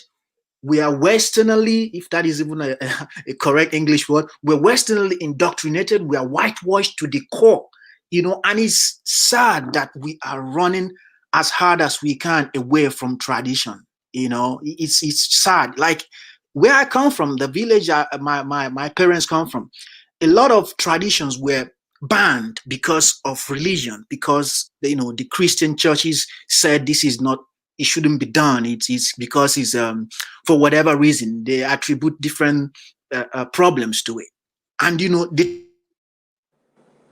traditions are being wiped out bit by bit, and it is sad because with time we barely have no tradition. We barely have no tradition, and the average person, I mean, for example, the average African believes that their child must have an English name and then perhaps a second African name. Yeah, that's a problem. You know how many times I ask African, what's your name? They give me an English name. I say, give me your African name, and then they laugh. Some people are ashamed of their African name, basically, to be honest. Yeah. So these are. I mean, I understand when you're colonized. What do you expect? Oh, it's deep. Like it's so deep that now that neocolonialism is still there, but the system there is just like the white man has built this they've injected this virus that is just there, with or without their presence. It's still just gonna keep multiplying and doing its thing, you know. But thankfully, though, we are waking up bit by bit, one step at a time. That is why I'm very happy about the movement. You know, thanks to you guys who are courageous enough, you know, because again, brother, I wouldn't lie to you. I have a lot of respect for even African Americans that are engaging in this discussion, because it's not easy to leave your homeland where you were your grandparents or where you grew up. It's not easy. It's easier for we Africans to go because we have this curiosity, and then the indoctrination, you know, the belief that the West is better and all that. So we have that advantage, you know. But for people like African Americans, who, of course, they have the issues that they're dealing with, but the comfort, at least the average comfort is there. You know what I mean? It makes it more difficult to want to come to somewhere like Africa, where you have, man, the years of indoctrination through media, you know, what the media has been pounding into each and every, you know, African American about Africa. Like, you know, I mean, I've never seen a lion in my life, but out here, man, people be asking me like, lions, you know, do you live with lions? Do you live with tigers and stuff like that? You know, and a lot of our Black people who were born in, you know, in the West, they completely have that mentality. I tell you this, a lot of continental Africans tend to go to Africa and marry and bring their wives here and begin to, you know, have their kids here. And I'm like, nah, I respect that, but I would not do it, because when you do that, the child that you bear here in the West, there's pretty much no difference. You know, when you get old, you're gonna, you know, likely move back to Africa, and you're gonna die there. Your children will become adults, and I know quite a number of people whose children don't even they don't care that much to visit their elderly parents. You know, maybe once in 2 years and whatnot. And I'm like, what's the point? If you want to marry an African person, do that on the continent. At least, you know, raise your kids on the continent rather than bringing your wife here and starting to, you know, wanting to put the kid out. But that's just personal choice, right? And I respect that. Right. I mean, everybody got their own choice. I mean, you know, but I hear what you're saying. I mean, but I look at it like, you know, for me, man. Just say for me, I can't look back at my mom and my daddy and great granddaddies and all them there that, you know, hey, they were here in the country and I can't leave them. No, their bodies are 6 foot in the ground. I'm looking forward. I'm looking forward. And when I'm looking forward, I see, this is what I see, y'all. This is exactly what I see. This is the dream I have. I see the question asked, how did we wind up here in Africa? And somebody gonna say, well, you know, the great old man, he had a vision and he moved and we were taken out of America. And so I'm looking forward to that day. I'm looking forward for my children's children to have an option. Like I said, you don't have to settle in one place. Africa's big enough. You don't even have to settle in Africa if you so not choose. You have your right to do whatever you want. My thing is that I'm promoting Africa. I'm promoting it so that it can encourage and motivate each and every person out there to at least come to the motherland to see the origin of who we are and were people. Bro, have you seen Jackie Robinson's son? Son? No. Jackie Robinson. He has a son that lives in Africa. Okay. Yeah. So Jackie Robinson, the great baseball who integrated baseball in America. He has a son who lives in Tanzania, I believe. He's married to a Tanzanian, and he has his children over there. Yeah, I'll tell you, man. I mean, watch. I can guarantee this right here. Just read my lips here. Just read my lips. As soon as those actors and all them start moving here, people gonna start jumping on board. Yeah. Over here. The celebrity effect.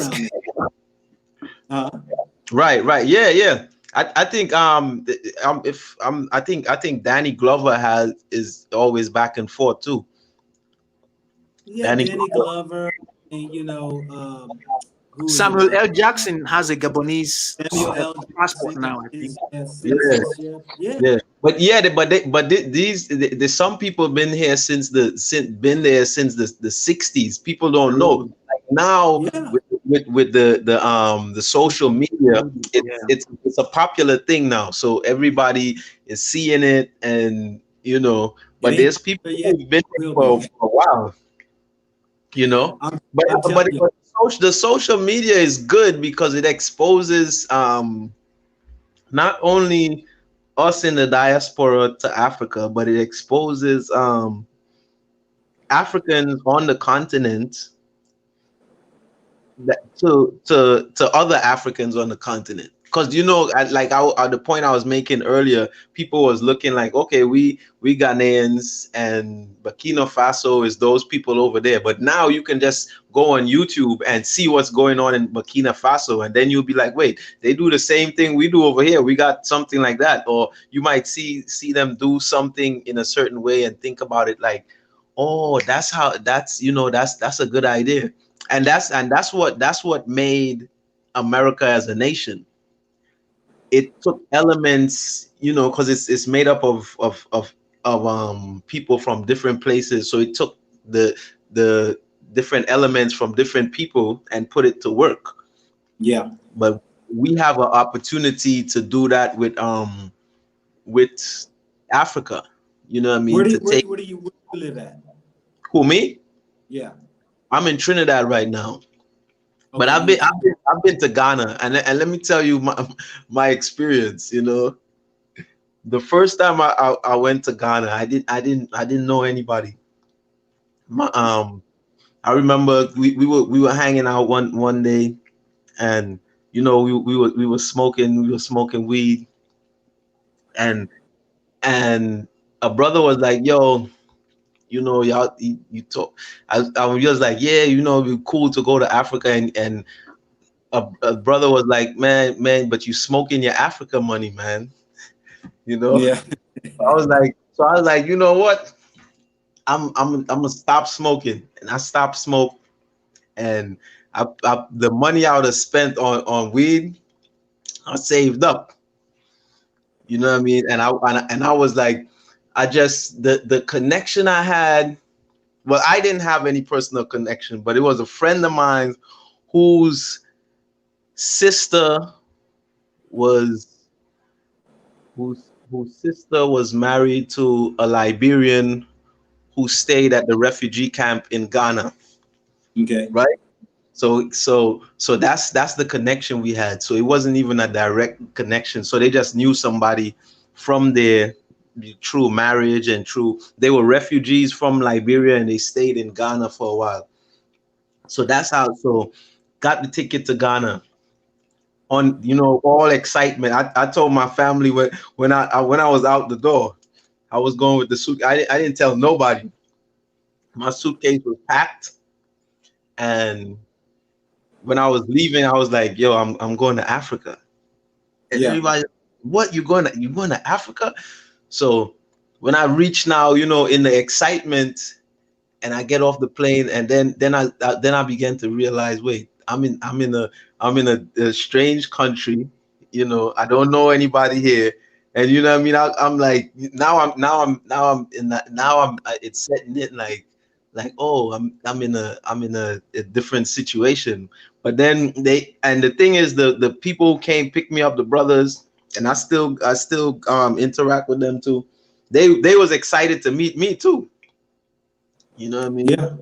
Yeah. So and they went. We went. I stayed in Dansoman in Ghana. Yeah, and we just went and we hung out for the night. We hung out for the night, and we was like, and I always remember I have a brethren over there, Masi, and he told me the first night I was there, and he was like, yo, He was like, he said, everybody here, because all the guys is out there. He said, everybody here is my friend. He's like, but know who to trust with what. You know what I mean? And that was his advice. You know what I mean? Like, know who to trust with what. And but my experience, I didn't have any problems, any, you know what I mean? It was a totally nice experience for me. I spent 3 months, you know what I mean? It was like how free and how what's the word? How safe I felt. You know what I mean? It's not like, because like in Trinidad here, the crime rate here is like 10 times of Ghana. You know what I mean? Like in the islands here, Trinidad, Jamaica, the crime rate, the violent crime too, gun crime, it's like next level. Like that's a Yeah. daily thing in such a small country. And Yeah. Yeah. I'm there in Ghana, and it's like wow, you know. And I think for black people in the Western Hemisphere, there's a part of you that needs to make that connection. Because if you think about it, the first Africans who were taken out of Africa and put on the ship and shipped to the Western Hemisphere, they were thinking, damn, I need to get back to Africa. Yeah. So so you have somebody in your lineage that felt like, man, I need to get back to Africa. And to me, Africa should be important, like how Muslims go to Mecca. Like you must make Hajj at some time in your life. To me, that's how I see Africa. Like you got, like, even if you don't go to stay, even if you're not going to set up there or whatever. But I think that should be the goal too. We should be going to, because that's our strength base. That's the base of our strength. You know, Marcus Garvey said it, and Malcolm X said it. Until the continent of Africa is redeemed, the black man will never be respected anywhere in the world. You know what I mean? That's absolutely right. So, That's absolutely right. I appreciate that. Hey, let me say this right here, people.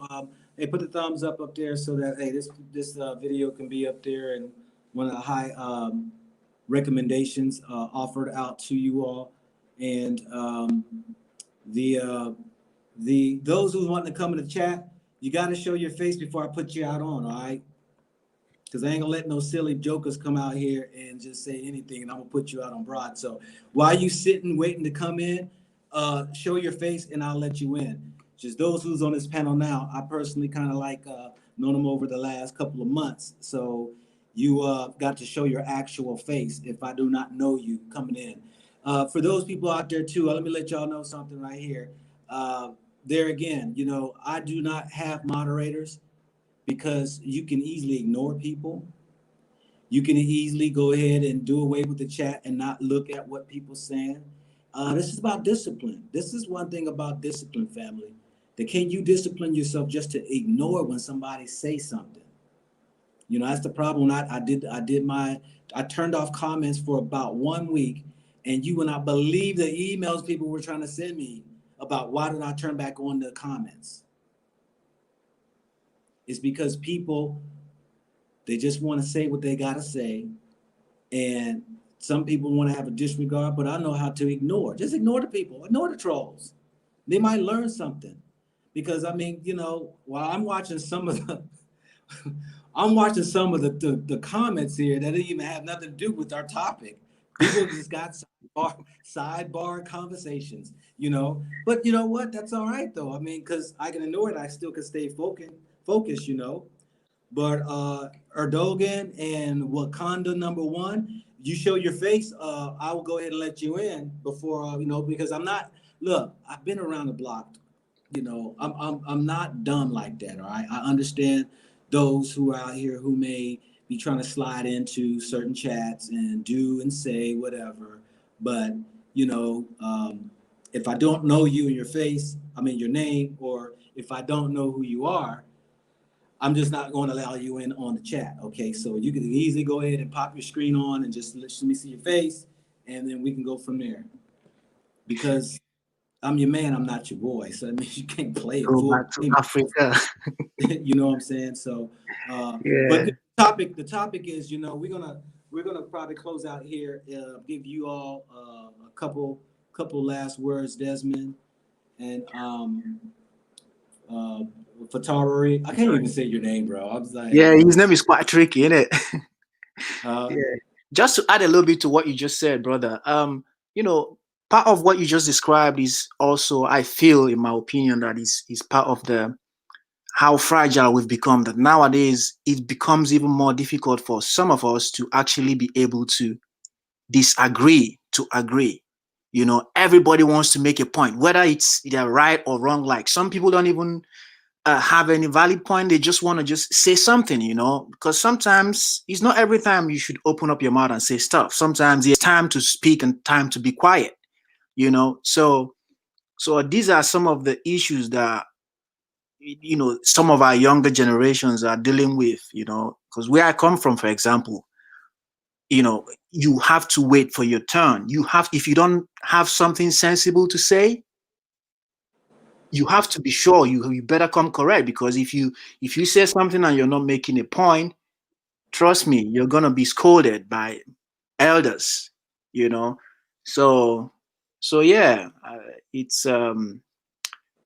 but at the end of the day, I think it's also like you pointed out, we live in a different time, you know, like the other brother was talking about your generation and all that, you know. Today is a different times, and times are different. I guess if we grew up in this generation, like, you know, you're way older than I am, but I mean, you know, I'm in my 30s. For those of us that, if we grew up in this era, we'll probably likely be like the, you know, Generation Z. I think that's what they're called. So it's a double-edged sword, if you will, you know. And some of them are very brilliant, but I think what is always missing, in my opinion, is how far removed we are from our original essence. And the problem is that some of us are actually suffering from that problem, and we're not aware of it. You know, I started having sicknesses and allergies that I never had in my lifetime as an adult in Africa.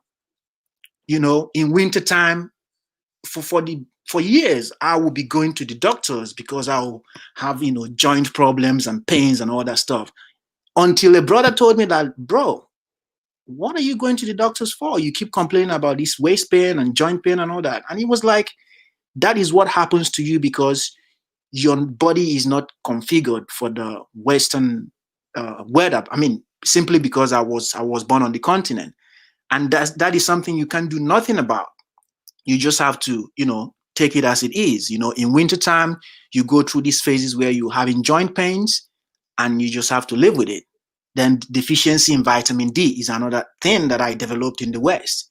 You know, allergies, like the numerous allergies that I developed. So I just started becoming more and more fragile. And I know if I stay in the West until I get older, I'm gonna really just wear out way faster than I should, you know. And these are some of the things that some of us don't really pay attention to, like the health impact. It's not on every, you know, it's not general. Like, you know, some people feel it more than others, I would say.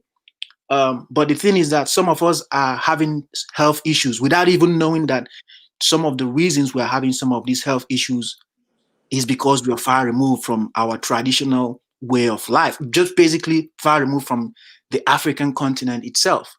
So I will give it to Fitorari about the Becca thing. You know, it's not a must to okay. live in Africa for those that cannot live there. Just go once a year, once a 2 years, spend a month, whatever, refresh your spirit, and then go about your business. You know, go make your money wherever you're gonna make your money in. Yeah. Okay. Yeah. Appreciate it, So brother.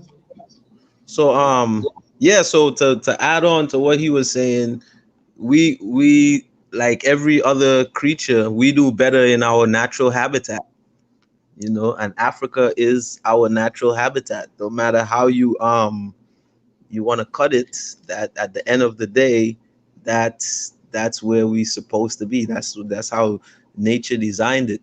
And that was a good point he was making about, you know, the allergies and you know what I mean? Because when you like, if you live in the cities and in the temperate zones, you get allergies and you sick all the time. But you in the tropical places, you know, you don't feel it like that. And that's a great point. But the point I want to end with is that we got to think futuristic. We gotta respect our traditions, but at the same time we gotta think futuristic. It's not just about, you know, we did this traditionally so we hold on to it. We have to see what's the best parts of our traditions that would serve us for the future, you know. And Yeah, that's yeah, so I think we gotta think futuristic as African, because we, you know, Africa is the future. It's the future. It's the largest part of the developing world, you know. it So is. And you know, the Africa is just not is the future. Africa is now. Africa yeah, has been. I mean, and that's the thing, is that we want sometimes think it's the future. Africa is now. yeah, yeah, Them yeah, definitely. jokers have been digging Now in the we gotta get on it right now.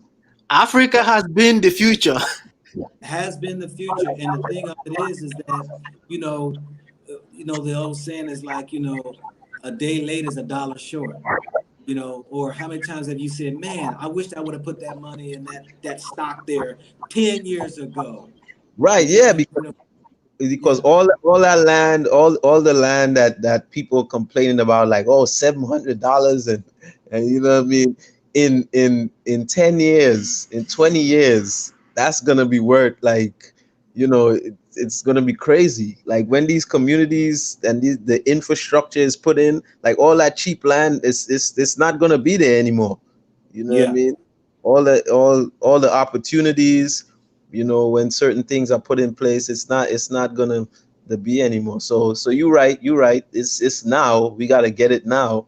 You know, we gotta make sure we invest, because that's our natural habitat. We got no, you know, it's not even a second thought about it. You know, we shouldn't yeah. have a second thought about it. Yeah.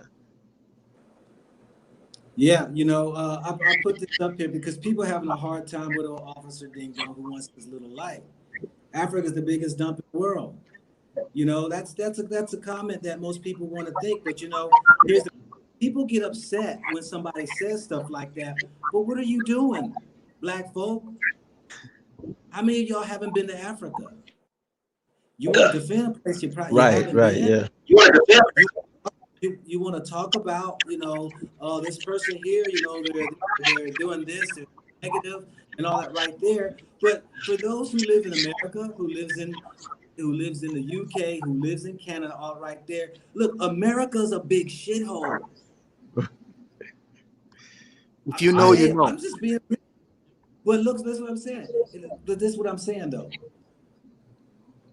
All depends on where you are.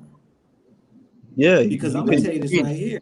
Me personally, I mean, now people gonna get upset because they're tied to their state. You're talking about my city. I don't like New York City.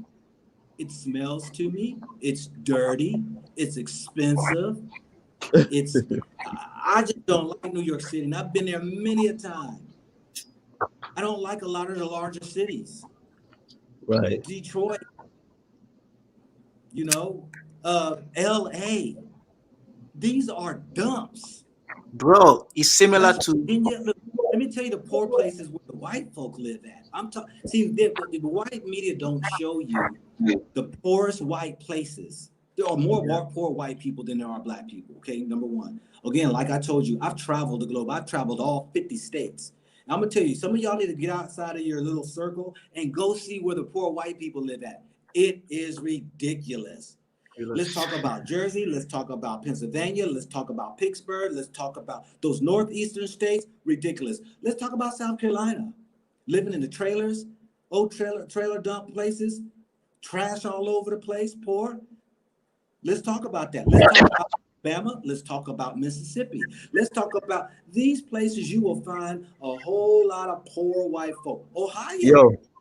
Yo, bro, right in New York City, right I used to live in Far Rockaway, and there's a place called the Bungalows, and anybody who lived in Far Rockaway or New York could tell you, like, and it's like these shotgun houses that's down on Yeah, the beach, and it's yeah. like, you know what I mean, it's like poor people, like, you know what I mean, like outback, you know what I mean, it's crazy, and I you know wish what I they mean, would be able to show that's in America for New what York. it really. But see the blinders with that's the blinders though, because when I go to New York City, right? The last time I went there is because me and my wife went up there on the tour. She wanted to go check out New York. She'd never been before. She's knocking on her 50 states too. And I'm like, are these people blind? Have they lived here so long that they don't even smell this? Are they been here so long that they walk through it, past it every day? The poor people that's suffering there, the people that's out begging for money, the homeless people that are, see, that's what I'm talking about. The veil is so far over your eyes, you can't even see what's wrong. Skid Row. Skid Row. On the backs of people's doors, on their houses, in their apartment buildings. They're living in the walkways and all over the place, the trash, the tents, all over, smelling like urine. And I'm like, these people who live here have become so numb to it, they can't even see it no more. This is us black folk now who think America's so great. Even in Europe, it's quite similar. Yeah, London is so expensive, but bro, trust me, I don't want to say the majority of London, but the few places that are posh, like they would say, is mad expensive. But the average areas in London, bro, like it's ran down. It difficult. ran down. If you go to city center, like if you go to Manchester city center, you go to alleys, it smells of urine, like it's proper messed up. But it's just some of these things people don't see it. I had a friend back in the day. I lived when I lived in Sweden, and a friend, he would argue about, is UK more beautiful than Sweden? And then when he came over to visit, we still were on the same argument until he came back to the UK, and he was like, "Bro, okay, now I'm seeing the difference." But and it goes to what you're saying, that people get used to seeing certain things, and it becomes their normal. And not until you go somewhere else, and again, it still supports what you're saying, that go outside your circle, and because when you do that, you see things, and then perhaps when you come back to your circle, then you're going to see the abnormality or the problems within your circle, those things that you've gotten used to. That is when you will begin to notice the issues there. So someone like, for me, for example, like living in London, I could visit, but to live there, and it's so mad expensive. Like these big cities, even New York, so expensive, but at the same time, one of the dirtiest places, Man, I'm gonna tell you, you said something profound, and that is, no different than when you're so blinded and you just can't see the truth. I give the example of how a person can look at themselves in the mirror every day and they will not see a change, and they can gain a lot of weight, but they don't see the change because it's a constant looking at it, right? Sure. Until I see, and I hear a lot of people say this right here. One day they looked at a photo of themselves that somebody took and they said, "Dag, I'm big. I never knew how big I am." That's how it is America. You need to get out of America and just go visit somewhere so that you can go ahead and really come back and take a look and compare. Because we could say, there are those out there who will say Africa's a dirt hole, dump, shit hole, all these things. They could say all that stuff right there. And you know what? For the most part, for some places, they are. Yeah, true. There are some Nobody's places, denying that. just like there are places, but you know what? There's slums everywhere. Everywhere, worldwide. Matter of fact, come Saturday afternoon, close to afternoon, I will be going through the slum here that my brother said he's going to take me to. He said, I think it'd be great for you to show this video here. I said, boy, some people going to be crying and complaining. But yeah, I'm going to do it though, because I show the good, the bad, the ugly, if you will. It's just showing. It's just another way of life that people live. And so I will be filming that, But and, brother, all right. Go ahead. I mean, being that I grew up in Africa, yeah, and this is not to give all the credit to Africa or anything, but if I were to choose between an African slum and a European, or I mean a Western slum, I would choose the African slum because on average, I don't want to generalize, but let me say the few slums that, the ghettos, of Nigeria, that I'm familiar with, on average, it is not, people are more happier and more content. Yeah.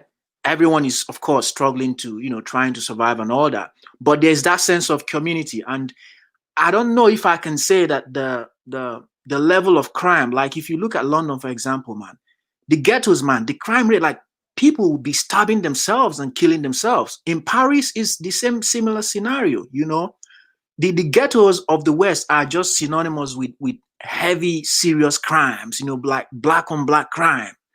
In African slums, of course, there is crime, but on the average, maybe like, petty crime, like stealing and all that kind of stuff, but not necessarily like killing one another, like as heavy as they do it like in the West, you Yeah. know? So yeah, that's just my view on that. Well, I'm going to go ahead and just say my final words here. Yeah, Appreciate brother. the talk, brother. But I want to at least challenge each and every one of you all who may have left the motherland to go to the European West, wherever you are, Yeah. and you haven't been back in a while because maybe you had some bad experiences or your family took you out and you just weren't used to the way of life there here in Africa. And I challenge you, as well as those who have never been, to come to the motherland and find out for yourself. Don't let nobody else tell you. I'm gonna tell y'all this right here. Pictures and cameras and videos can only tell so much. Until Yeah. you're here and your feet are on the ground, is then when you will be able to say for yourself that you know the truth of where you stood at that moment in time, in that spot, in the continent of Africa. And so the countries that you are from, Yeah. is it that bad? Some people don't believe it's that bad. I'm not here to tell or say that where your country is bad and worse than. No, I'm not saying it at all. But I do say that if you would just give Africa a chance so that you can see where you actually arrived or originated from, Yeah. and see the rich culture. I love the terrain, the where it's the Sahara Desert, or whether it's the plains, or whether it's the mountains, whether it's the waters, the rivers, the oceans, whether it's the Serengeti, whether it's all these various places that really can no place on earth touch. The diversity is massive, bro. I was Yeah, and thinking so about that too. Each yeah, country has its language, its culture, its dance, its music, like its food, like it's really massive, and yeah, and yeah. unfortunately, a lot Hold of on, us. hold on, hold on, bro. Hold on. I'm closing. I'm in my closing right now. All Okay, right, so yeah, go on, brother. appreciate Sorry about that. appreciate you. Yeah, because hey, it is going on 2 o'clock here in the morning. So, but I appreciate each and every one of you all tonight for listening in. I appreciate each and every one of you all for giving your time, giving your finances, sharing your love, and let's develop ourselves when it comes to the trolls. Let's ignore them. Let's develop our eyes to be able to ignore without speaking, because people thrive off the energy of response. People thrive off of when you give them that one moment. People can't operate when they don't get the attention. When you ignore them, they go. Yeah. When you ignore them, they go. They're sitting right in the chat, showing their white faces. I'm ignoring them. This is discipline. And so, this is our channel. This is our time to speak. Yeah, They've had enough to say. it's our They time. have the control of America where I live. That's why I am going to a place where I see more of us in control. Is Africa perfect? No, it's not. No. Are there countries still controlling Africa? Yes. Yes. But I do believe the day will come when Africa will rise and stand on its own 2 feet. I want to play a part in that. I will be involved with children. I will be able to teach the children. I will let them know what goes on in the Western world, and will only speak highly and pridefully about the motherland. So with that, family, this is your man, not your boy. Go Black to Africa. Y'all have a good night, and I appreciate you, brother. Respect to you, brother. Keep doing what you do. Much love. Thank you.